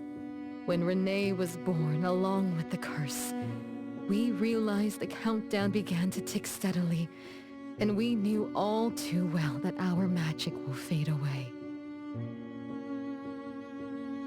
There aren't many remaining days for us to serve you. In our final moments, we want to do everything we can to make you happy. But Mother, we don't understand. Why are your eyes solely fixed on Renee? Teresa planted exotic flowers. Elliot made sweets to your taste. Yvette designed and tailored clothes.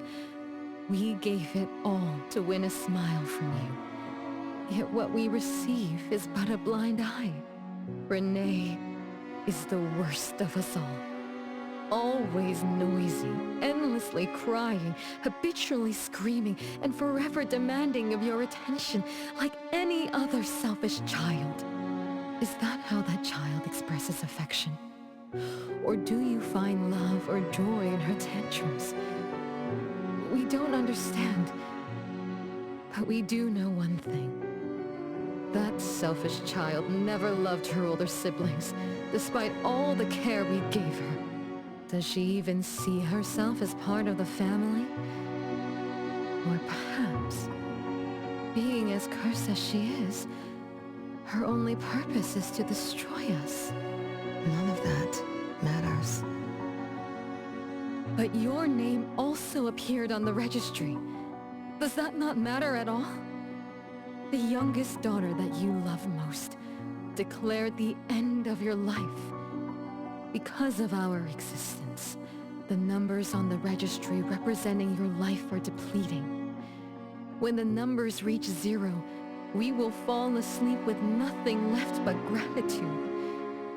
Fortunately, even when the numbers reach 0, you won't pass away. You were long banished from this world by that thing. You have never lived in the present. Even when the clock of fate dictated your end, as long as that thing offers you protection, you exist beyond the laws of nature. Yesterdays, todays, and countless tomorrows are all but the present to you, as you were forever frozen at that moment that thing took effect. Beyond that point, time no longer works on you. In the endless nightmares she brought upon us, this is the only thing we are thankful for. The malicious curse will never harm you. But even so, I won't forgive that child. Ever. Bella, managing family affairs has drained you. I'm tired too. Doesn't someone need to spend time with that child later? I understand. As you wish, Mother. As long as this makes you happy and fulfills your final wish, we'll maintain the facade of harmony until that child's curse destroys us all. No. That can't be right. Did I curse my own family? Am I the bane of my family, causing its ruin? Did I steal Mom's love away from the other siblings? Did I even take away their lives? Look at you, denying that you ruined everything. Exactly like before. It shouldn't be like this. You're right, sis. Why me? I love you all from the bottom of my heart. Do you all hate me? If that's true, why were you waiting under the tree to catch me? Love-hate relations in this family are more complicated than you can imagine. But no matter how much you doubt it, you can't deny that everyone here has done so much for you. Teresa prepared gardening tools and took you to plant Mother's favorite flowers to surprise her. But what did you do? You barely scooped some dirt before rushing to Mother for praise. When Mother saw the cuts on your hands from fooling around, she scolded Teresa for giving you hard work. You ran around Elliot each day, saying you desperately wanted to grow as tall as he was. So he managed your diet and made sure you drank milk. But you, just because he worried you'd get cavities and hit the candy jar on a high shelf, you complained to Mother that your brother was giving you a harsh diet. Every time you fell and tore your clothes, someone would mend them meticulously. Nevertheless, you always ignored their efforts and pestered Mother for new clothes. Mother's wish was to have a harmonious family. We were all trying to fulfill that wish, trying not to ruin anything. It would have been so much easier to pretend and spoil you the way Mother did. We could have created the harmonious family Mother wanted, even if it was just a facade. That would have sufficed.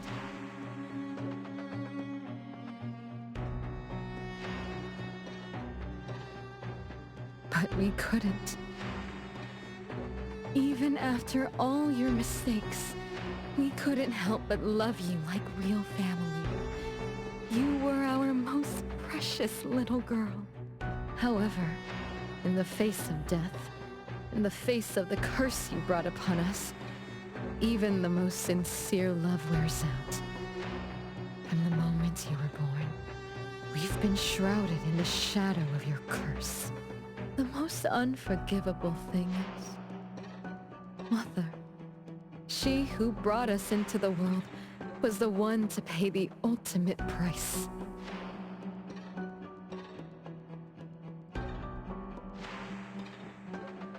Look, it's playtime again. Your favorite game of hide and seek. You were always the worst at hiding. Anyone could find you easily. You were bad at hiding, but worse when you were it. Once, you turned the house upside down and still couldn't find anyone. I remember. It was getting late, but the house was so quiet, so empty. I remembered the ghost stories you told me, and suddenly felt the paintings were staring at me, and the tables and chairs were slowly moving. I thought you left me behind. You finally remembered. But now, looking at it, the opposite is true. You're the one who abandoned us. When you started wailing that day, we came out of our hiding places. Do you remember what we told you? We are a family, and we'll always be together. That's right. Good girl. Time is up for hide and seek. Once again, you're all alone. Come find us. I'll be... it? This time, you have to find all of us. We'll be waiting for you.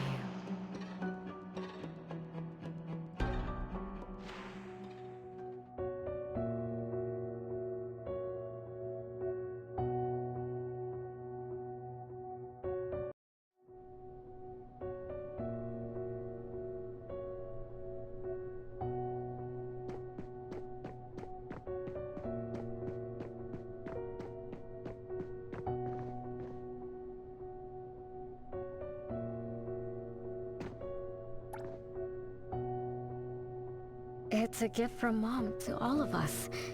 I have one too. Though I carry it all the time, I've forgotten where it came from and what it means. Oh, it's so good to be back. I found you. I finally found you. My most important family. Huh? Red letters? It's strange. Mom doesn't like red. Why would something like this be on her clothes?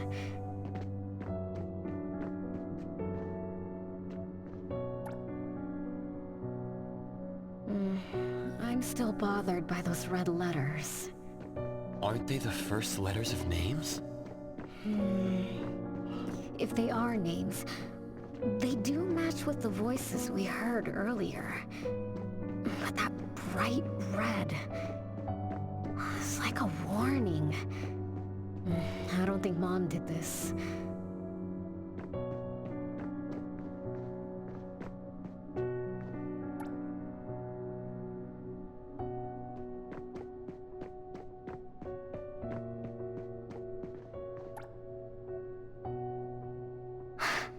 They truly loved me once, which is why now they hate me so much. sorry for making you go through so much in the past. I'm sorry I'm only learning this just now. But I'm grateful that I finally do. Big brothers and sisters, what can I do for you? I came back here because there was something I can do. Right?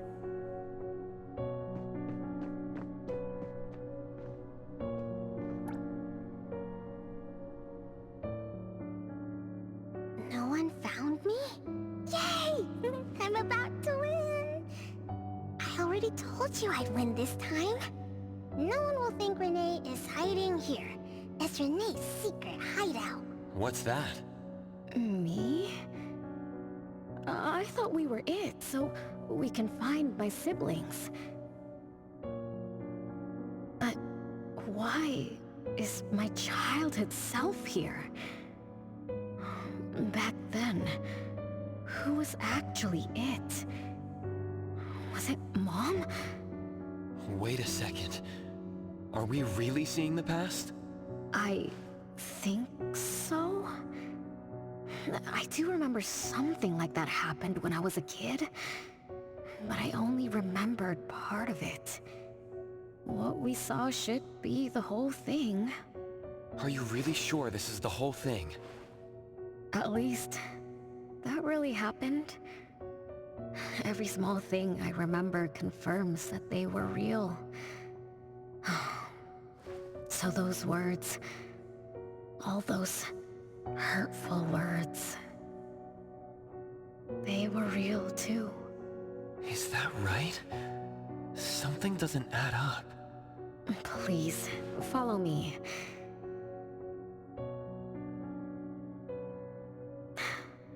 That's my hideout.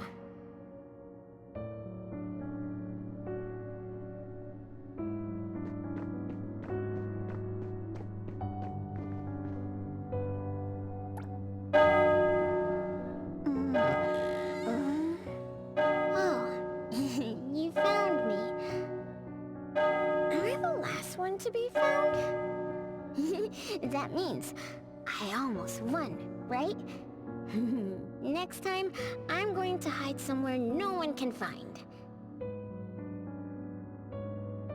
Oh, are we going to eat soon? Remember to wash your hands before eating. My big sis and big bro will check. If I don't wash my hands, he'll pinch my cheeks. He always says my cheeks are like the softest dough. He only says that because he wants to pinch them. I'm going back now. Is this the last puppet? No. The last one is here. Look, another letter. R. I've always carried this puppet around. Why is there a red letter etched to it too? It must mean... You finally arrived, Renee. Yes. Big sis, I'm back. But you still don't understand. All you did was watch a replay of how our family met our demise. You must have enjoyed how we cursed ones relive our miseries day after day. No, Big Sis, that's not true! The audience, forgetting they were part of the play, denies their sins. As if forgetting would make it all go away. Have you ever wondered why you forgot this home? Forgot us? Were you forced to forget? Or were you unwilling to look back?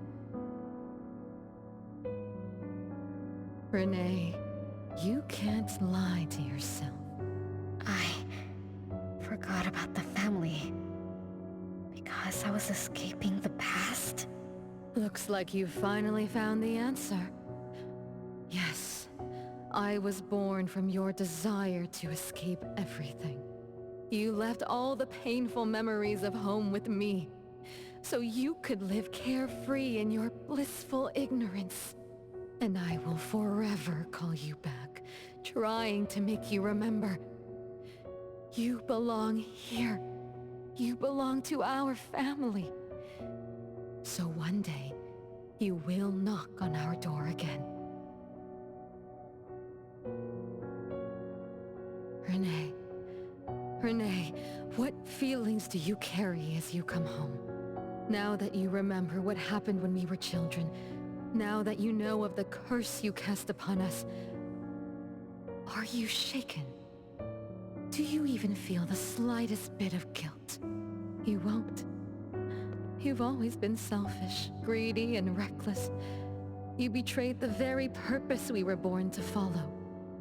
To love Mother, to be with Mother, and exist only to fulfill her wishes. I'm so sorry. I'm so sorry. You shouldn't apologize to me. Have you ever thought about our mother? Our mother who exists outside the flow of time? What could be her ultimate fate? Mom? What happened to Mom? She gave you everything. All her love, all her life, and that thing. Her eternal present, which would have sustained Mother's immortality.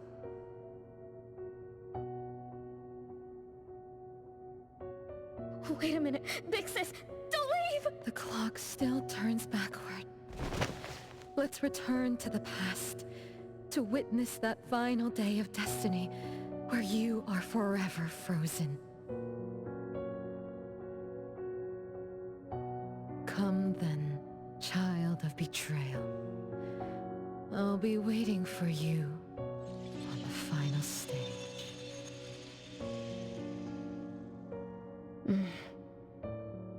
Yes. I betrayed this family. I lived in a daze. Left my family behind. Just to forget my own sins and escape from my endless guilt. That sin. An unforgivable betrayal. I lived for so long, without purpose. Until today. Renee? Look. This is the message my siblings left behind. I'm not just the cursed child. I also betrayed this home. Betrayed everyone. Betrayed Mom. But my family is still calling out to me. I still have a chance, right? If only I could go back to the past. Back to that last day at home. There's only 2 hours left. I need to find a solution soon. I should talk to Renee about what just happened. 7 o'clock. Time for dinner. Renee? Wait, where are you going to? Oh, hurry, hurry. The food's getting cold. Food getting cold? I can't keep Mom waiting for too long. I can't make her sad. Renee! That is not allowed. Absolutely not. I can't get to Renee. She's completely lost in the past. Let me organize the clues I've gathered so far. Could the curse in this family be the rule-based anomaly that attacks Renee every night? After all, Renee and her siblings likely aren't entities that abide by the laws of nature. It does make sense to be targeted for that reason. But if that's the case, why does the anomaly only appear when Renee wakes up? Shouldn't the anomaly that enforces the laws of nature have appeared with the first child? Can we really trust this? Bella? Something's not right. Also, why does the puppet Renee carry also have a red letter on it? Are these things caused by the anomalous realm? Or perhaps someone, an Esper, orchestrated all of this? Is that Bella really a shadow from the past? Anyway, I should catch up with Renee.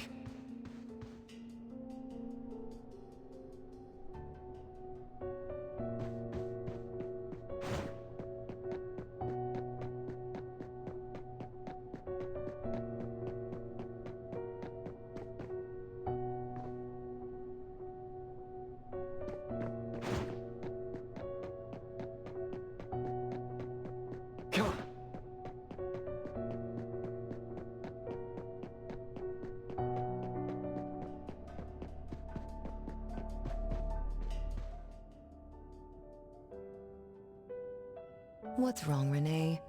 You haven't eaten much. Big Bro's cooking is great. I'm just not hungry. The Mighty King looks tired. He's not moving at all. He won't even sing anymore. Your little cricket? Yeah, my favorite one. Did the Mighty King die? He was still wiggling his whiskers around confidently yesterday. Or maybe he's just in a bad mood, like me. I don't know. In my garden, the cherry tree sprouts green buds, while my little Renee blooms with laughter. Each day, withered leaves drift down, returning to soil, resting peacefully with insects that will never sing again. Such is life, a circle without end. Don't be sad. You'll catch new crickets, with shinier shells and better songs. But I want to play with the Mighty King. He's been with me for a long, long time. Is there anything after death? Will we die too? I know! It's a world where you're all alone. No mommy, no big brothers or sisters. Just a world that's always dark. That sounds scary. I don't wanna... Scary? You're funny, Renee. Can't move, can't hear, can't see. That's no different from when we were sleeping in our wooden boxes. Dying isn't that big of a deal. Being alive is much better. I want to be with Mom and everyone forever. Appraiser, you're here. Wasn't I immature back then? My time with my family was running out. Mom had to witness my siblings enter the final countdown. Yet she still had to answer questions like that. Mom, who loved us deeply, must have been terrified of losing us too. Appraiser, could we go see her? I just need to see her a bit more.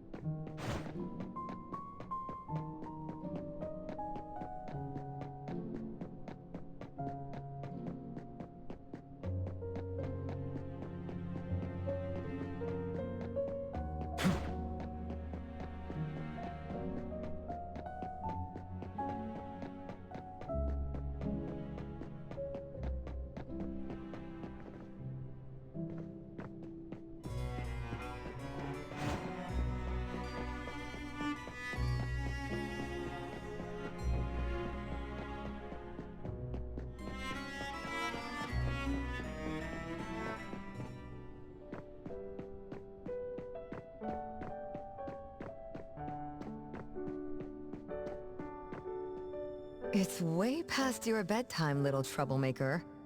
I can't sleep.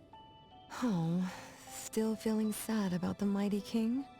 Bella told me I'd feel better if I cry. She said that kids like me just needed to cry, get a good night's sleep. Then all trouble will disappear by tomorrow. She said that no matter how sad she felt, she could never cry. So she was jealous that I could. Why can't Bella ever cry? Mama is the same. Huh? Why? Is it because you were grown-ups? Because grown-ups are strong? Mom and Sis work so hard for every chore in the house. I want to grow up soon to help you. I'll grow as tall as Mom wants. Oh, if you want to grow tall soon, you can't be picky about food. No, I don't want to eat green peas. All right now, Mama will tell you a story and put you to bed. You'll grow fast as long as you sleep, okay? Are you continuing yesterday's story? No, Tonight, I'm telling you a story that no one has ever heard before. Once upon a time, there was a carpenter living in the royal city. Her skill was beyond compare. People said she had the magic to breathe life into wood. If she wanted to, those lifelike puppets she created could become alive. The old carpenter loved crafting, but she was facing a most difficult challenge. As she grew older, her eyesight was no longer as sharp, and her hand that held the carving knife wouldn't stay still. Could that be the end? She remembered what people said about her. If she was as good as they say, couldn't she craft her own assistant?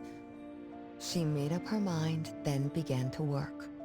What should a perfect child, a real child, have? He should have the strongest body. The child was born. He was sturdy, yet nimble. And once his spring is sprung, he could run 2 laps in the royal city with no one able to keep up. Everyone congratulated the old carpenter, but she shook her head and said, "No, this isn't a real child." What should a perfect child, a real child, have? He should have the most beautiful face. The child was born. His beauty caught everyone's eyes. The king invited him to dance at the palace for foreign guests. Everyone congratulated the old carpenter, but she shook her head and said, "No, this isn't a real child." What should a perfect child, a real child, have? More puppets were born from the old carpenter's hands. An entertainer who could make children burst into laughter. A grand magician with unpredictable tricks. But no, she shook her head and said, "No, these aren't real children." One night, the old carpenter sat at her workbench, designing the blueprints for her next child. All the puppets quietly stood by her. Suddenly she shivered. The window wasn't closed shut. The howling wind swept away all the warmth from the room. The old carpenter stood up to shut the window, then went to the fireplace for warmth. For a moment, she had an idea she didn't fully understand. Perhaps the dancing candlelight added some warmth to the puppets' faces. She realized that puppets get cold too. The old carpenter took off her scarf and picked up the blanket from her lap. She made sure all the puppets were snug and warm, then went back to her table. Her pencil swooshed around as she began sketching. Soon, a puppet took shape on the paper. She picked up her knife and began carving on the most ordinary piece of wood. Soon enough, a new puppet was sitting on her workbench. There was nothing special about it, but the old carpenter let out a satisfied sigh, as if she completed a masterpiece. She leaned down to kiss the puppet's forehead gently, just like an ordinary goodnight kiss from a mother. Then did the same to the other ones. After that, the old carpenter went to bed and slept peacefully. The next morning, she woke up with someone kissing her forehead. She opened her eyes to find a child, a real child, smiling at her. Whoa. Why did the last puppet turn into a real child? What magic did the old carpenter use? What do you think? I understand. A little. But also don't get it at all. Is that so? It's okay. Oh, it's getting late. Good kids should be sleeping now. Mom, I'm scared. I don't want to sleep alone. I'm worried that if I do, I won't see you and my siblings after I wake up. Isn't it better to be alive? You really are different from your siblings. Being alive is good. But what exactly makes it good? I can eat meals with my family, or play hide and seek, and listen to Mom's stories every night before I sleep. How wonderful! Mom, don't you think days like these are wonderful too? You're right. This is the best life being with you. The best times in Mama's life is when I spend time together with you, my family. No, it's not. When I grow up and can do so much more, that's when it'll be Mom's best time. By then, I'll be so tall that Mom will be surprised. I'll be able to reach whatever Mom needs to reach. Then I'm going to learn how to drive. I'll definitely be the first one in our family to drive. Once I learn, I'll take our whole family on picnics. When I grow up, I also want to... Mom.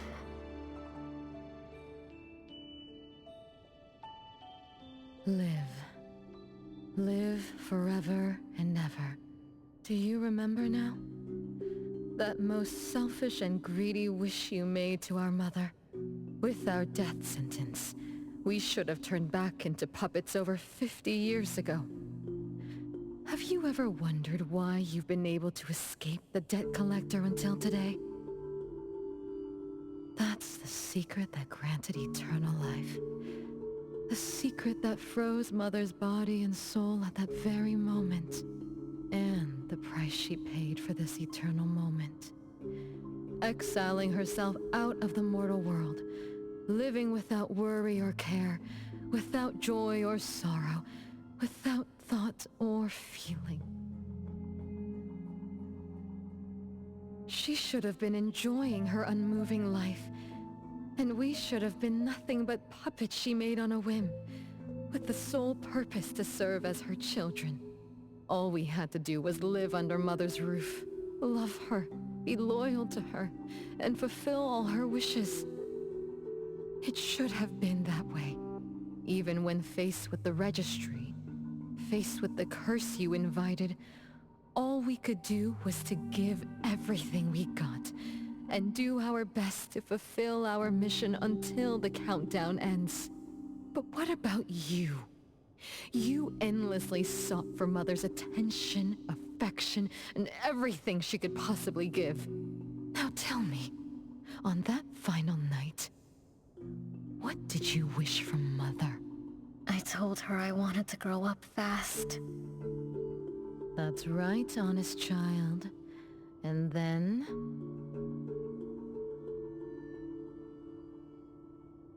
So, Mom gave it to me. Her eternal present. No! It shouldn't be like this! I didn't know! What have I done?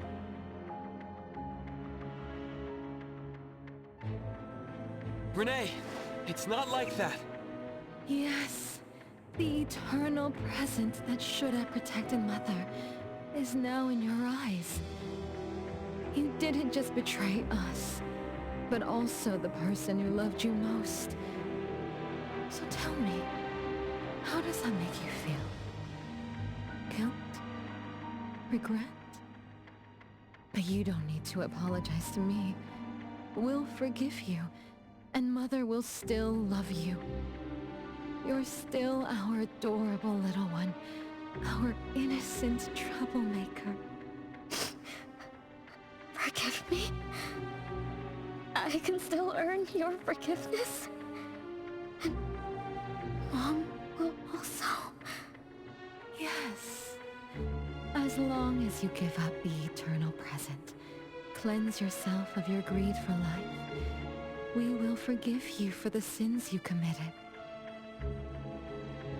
Come, Renee, my sister. Come to us. We're all waiting on the other side to reunite with you, never to be separated again. Don't listen to her! I...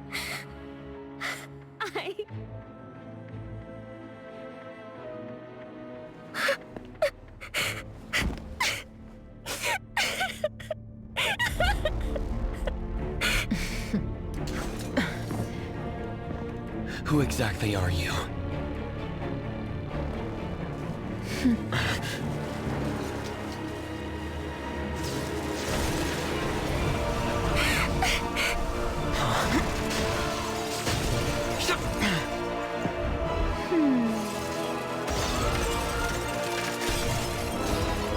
Watch out!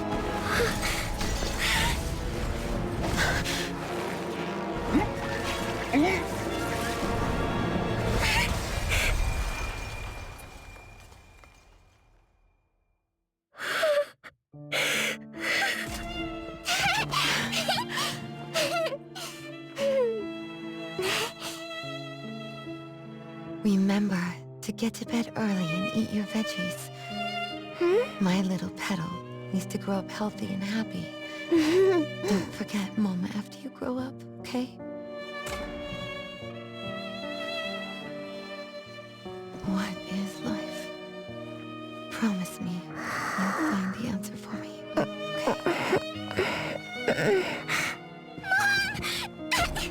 Where are you going?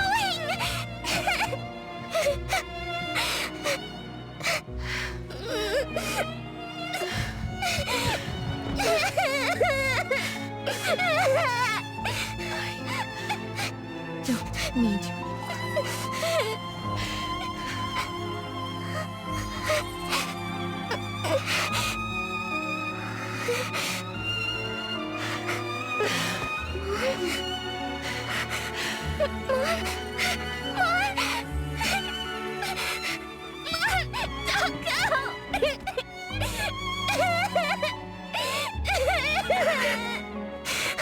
It's all my fault.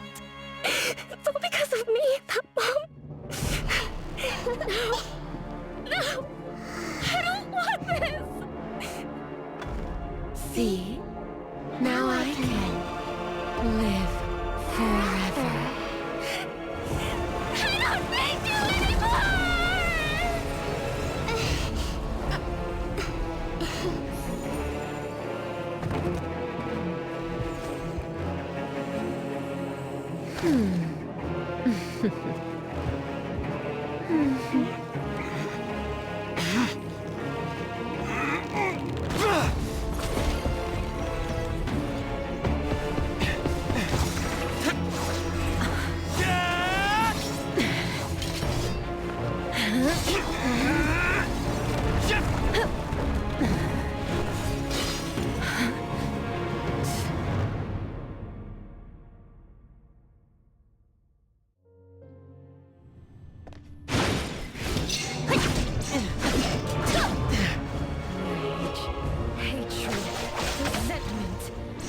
It's fine.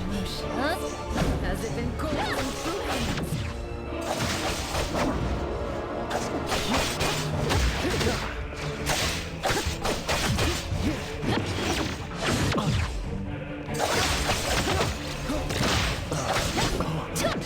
Not too difficult.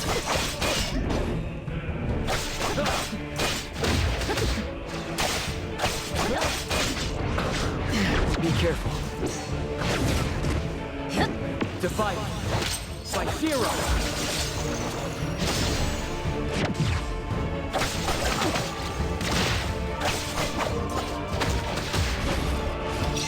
Feeling good.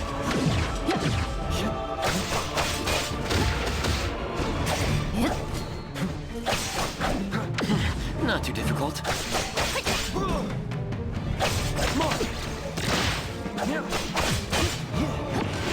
Perfect timing.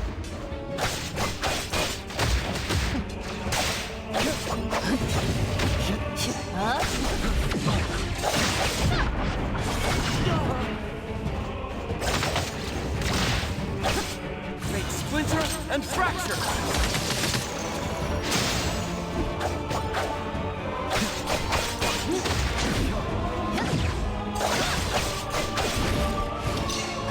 It's fine.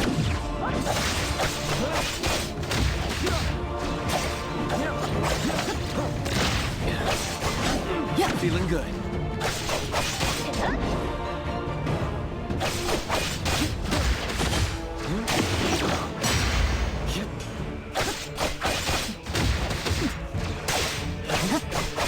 Strike.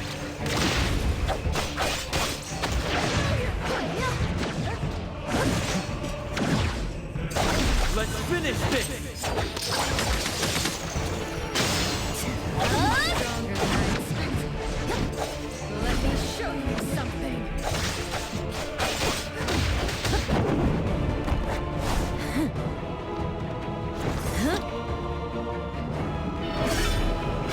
You're just a plaything in this illusory realm.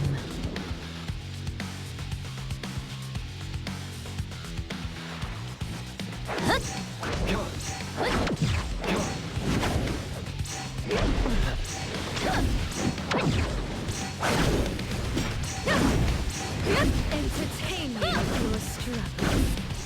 Once I'm born, I'll bury you in this scarlet. My mistake.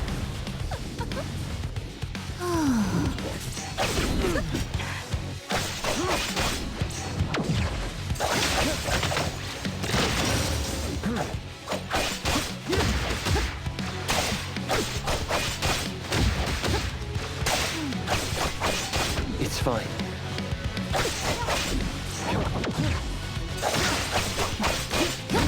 Make splinter and fracture. Engrave.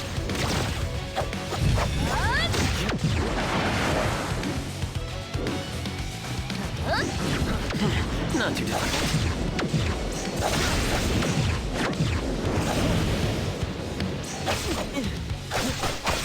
Right.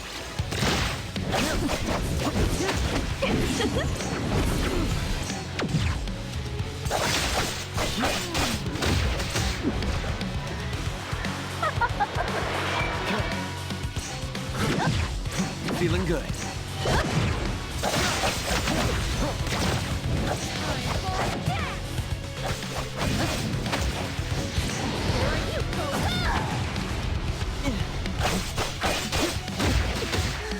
Let's finish this!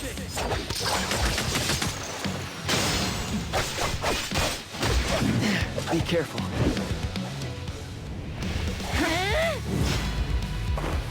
You. I won't let you do this! Such arrogance!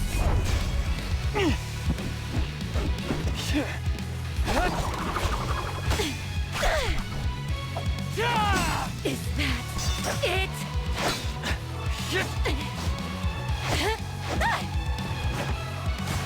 Come again! As you win! Interesting. Unfortunately, this is the end! Cower before me! Up!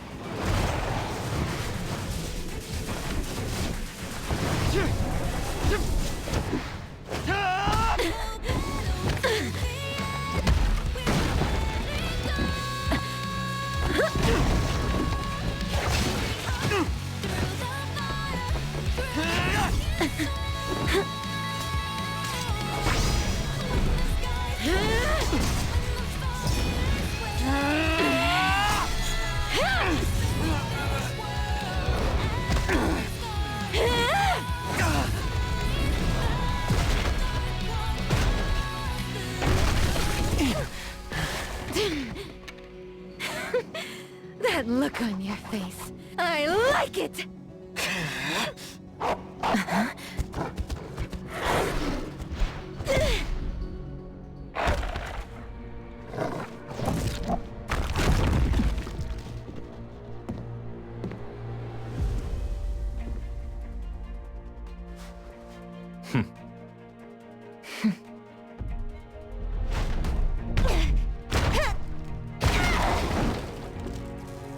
So you're the one behind all this! It's you. All at once? Tick-tock, tick-tock. Aren't you running out of time?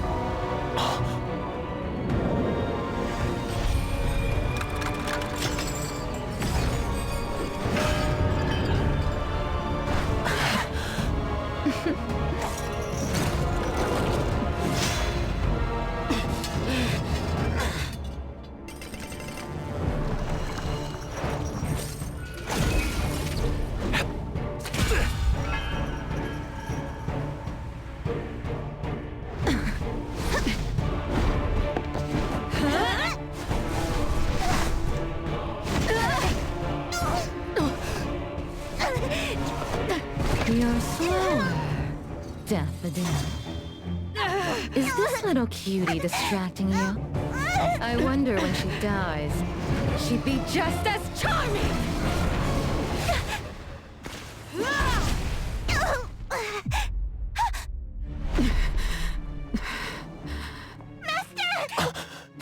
How nostalgic, sister. Sanko. We'll meet again. Just so you know, Mother misses you too.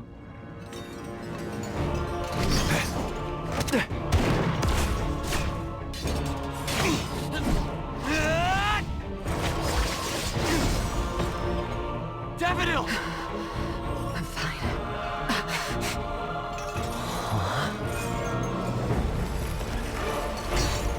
It's not over yet.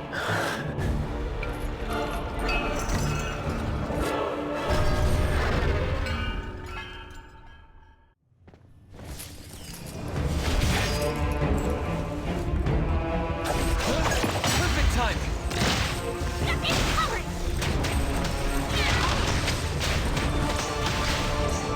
No hitting from behind!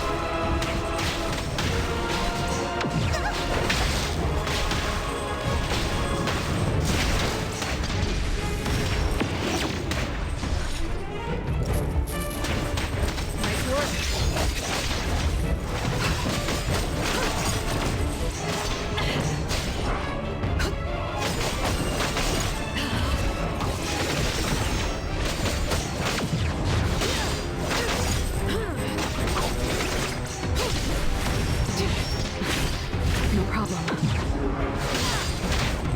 Let me take over. Underboss, it's our turn!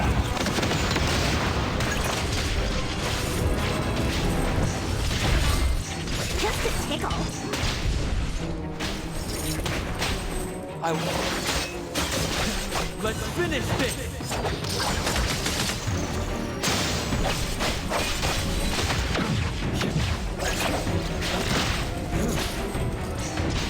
Feeling good.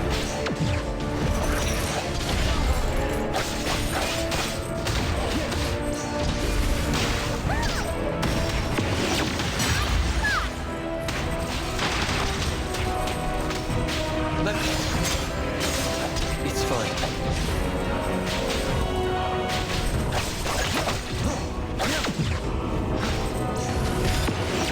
Watch the timing.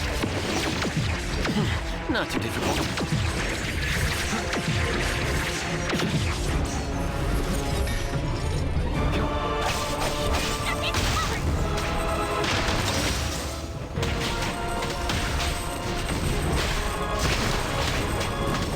Take that!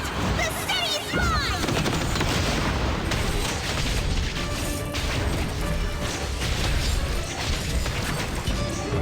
No hitting from behind!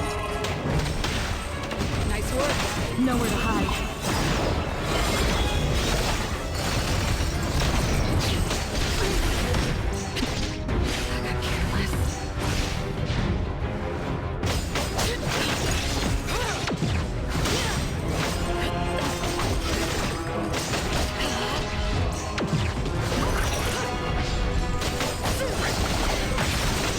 Your moves are sloppy.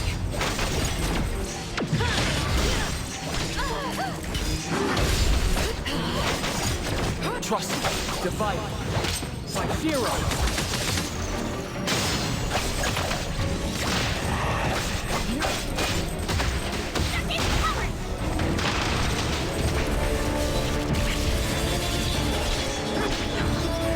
Wait, arrogant!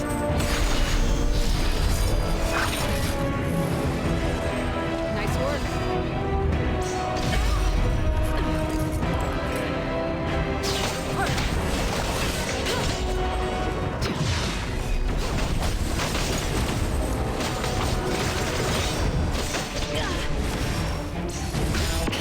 Stay sharp.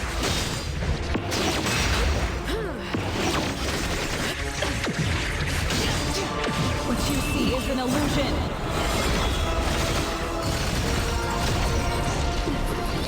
Just a scratch.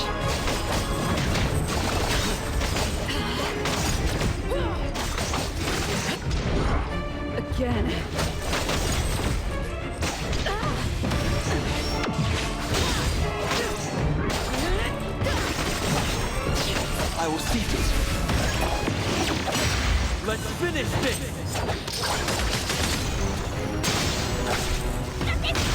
Everyone, follow my command!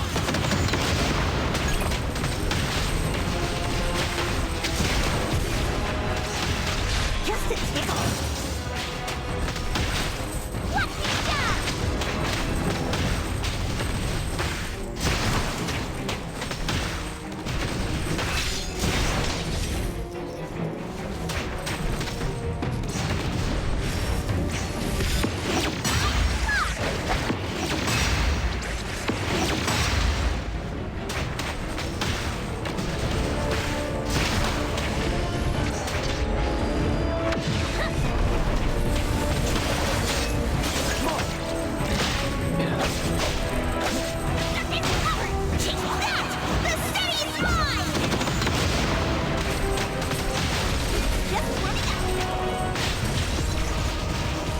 Is everyone okay? I'm fine. But Daffodil, are you okay?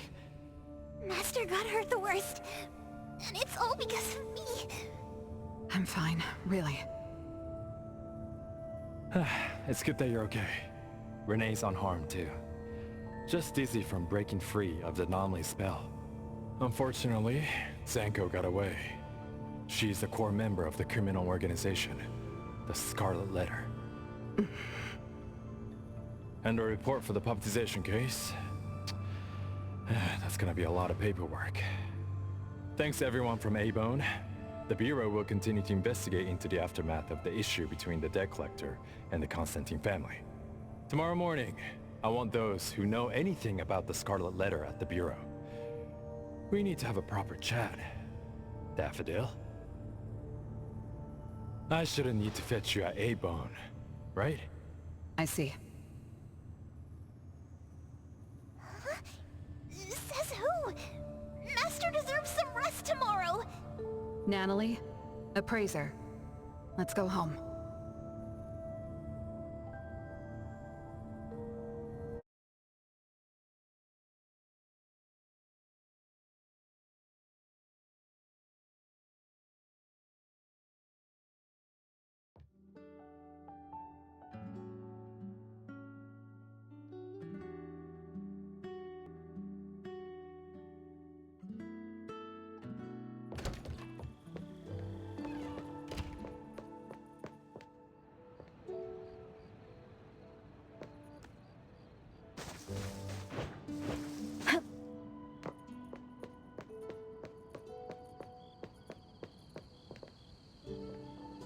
How are your wounds?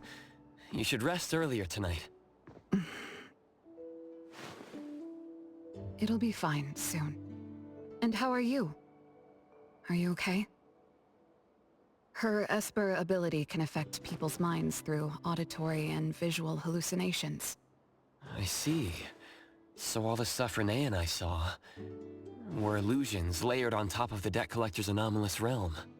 Or rather, an illusory world tailor-made to her understanding of Renee, after thoroughly excavating Renee's thoughts and feelings.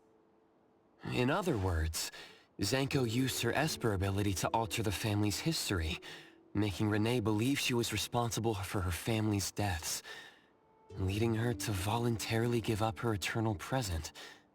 The eternal present probably requires the owner's verbal consent before it can detach itself. An anomaly that can grant its host immortality must be incredibly rare. The Scarlet Letter has acquired more than one rare anomaly. The incident at the Abisu auction was also their doing. With these reckless hits, it's like the Scarlet Letter is announcing their arrival at Hetero. This is just what their leader, Madame T, will do to demonstrate her superiority. Lady T... Is she the mother Zanko spoke of? When she said Mother misses you too, could it be? I should have killed her back then. So, Zanko used Scarlet Letters to spell betrayer. She could be considered my adoptive mother. I don't deny that she gave me the first home I knew of. It's true. I was once a member of the Scarlet Letter. No wonder Chaos spoke like that. He must have known that Daffodil was a member of the Scarlet Letter, the criminal organization he's pursuing. So Zanko went through all this trouble just to get the Bureau's attention? Hey, what matters now is that you're Daffodil from the A-Bone Antique Shop. Thank you. You're a good person. It's getting late. Good night, Appraiser.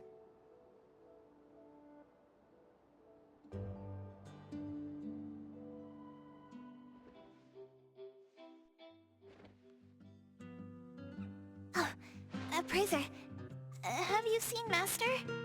Daffodil isn't here? She's been gone this morning, and hasn't come back. Maybe she is assisting the Bureau. For that long? We're here, the A-Bone Antique Shop. Appraiser, Natalie. Good morning. Renee! How are you feeling?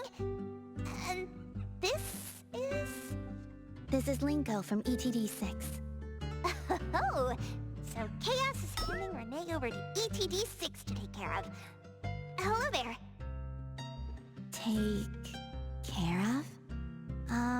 We were just going in the same direction. Linko also has something to do at A-Bone, so I gave her a ride when we left the Bureau. Linko, you have some business here? Mm-hmm. I do have stuff to do. What are you up to?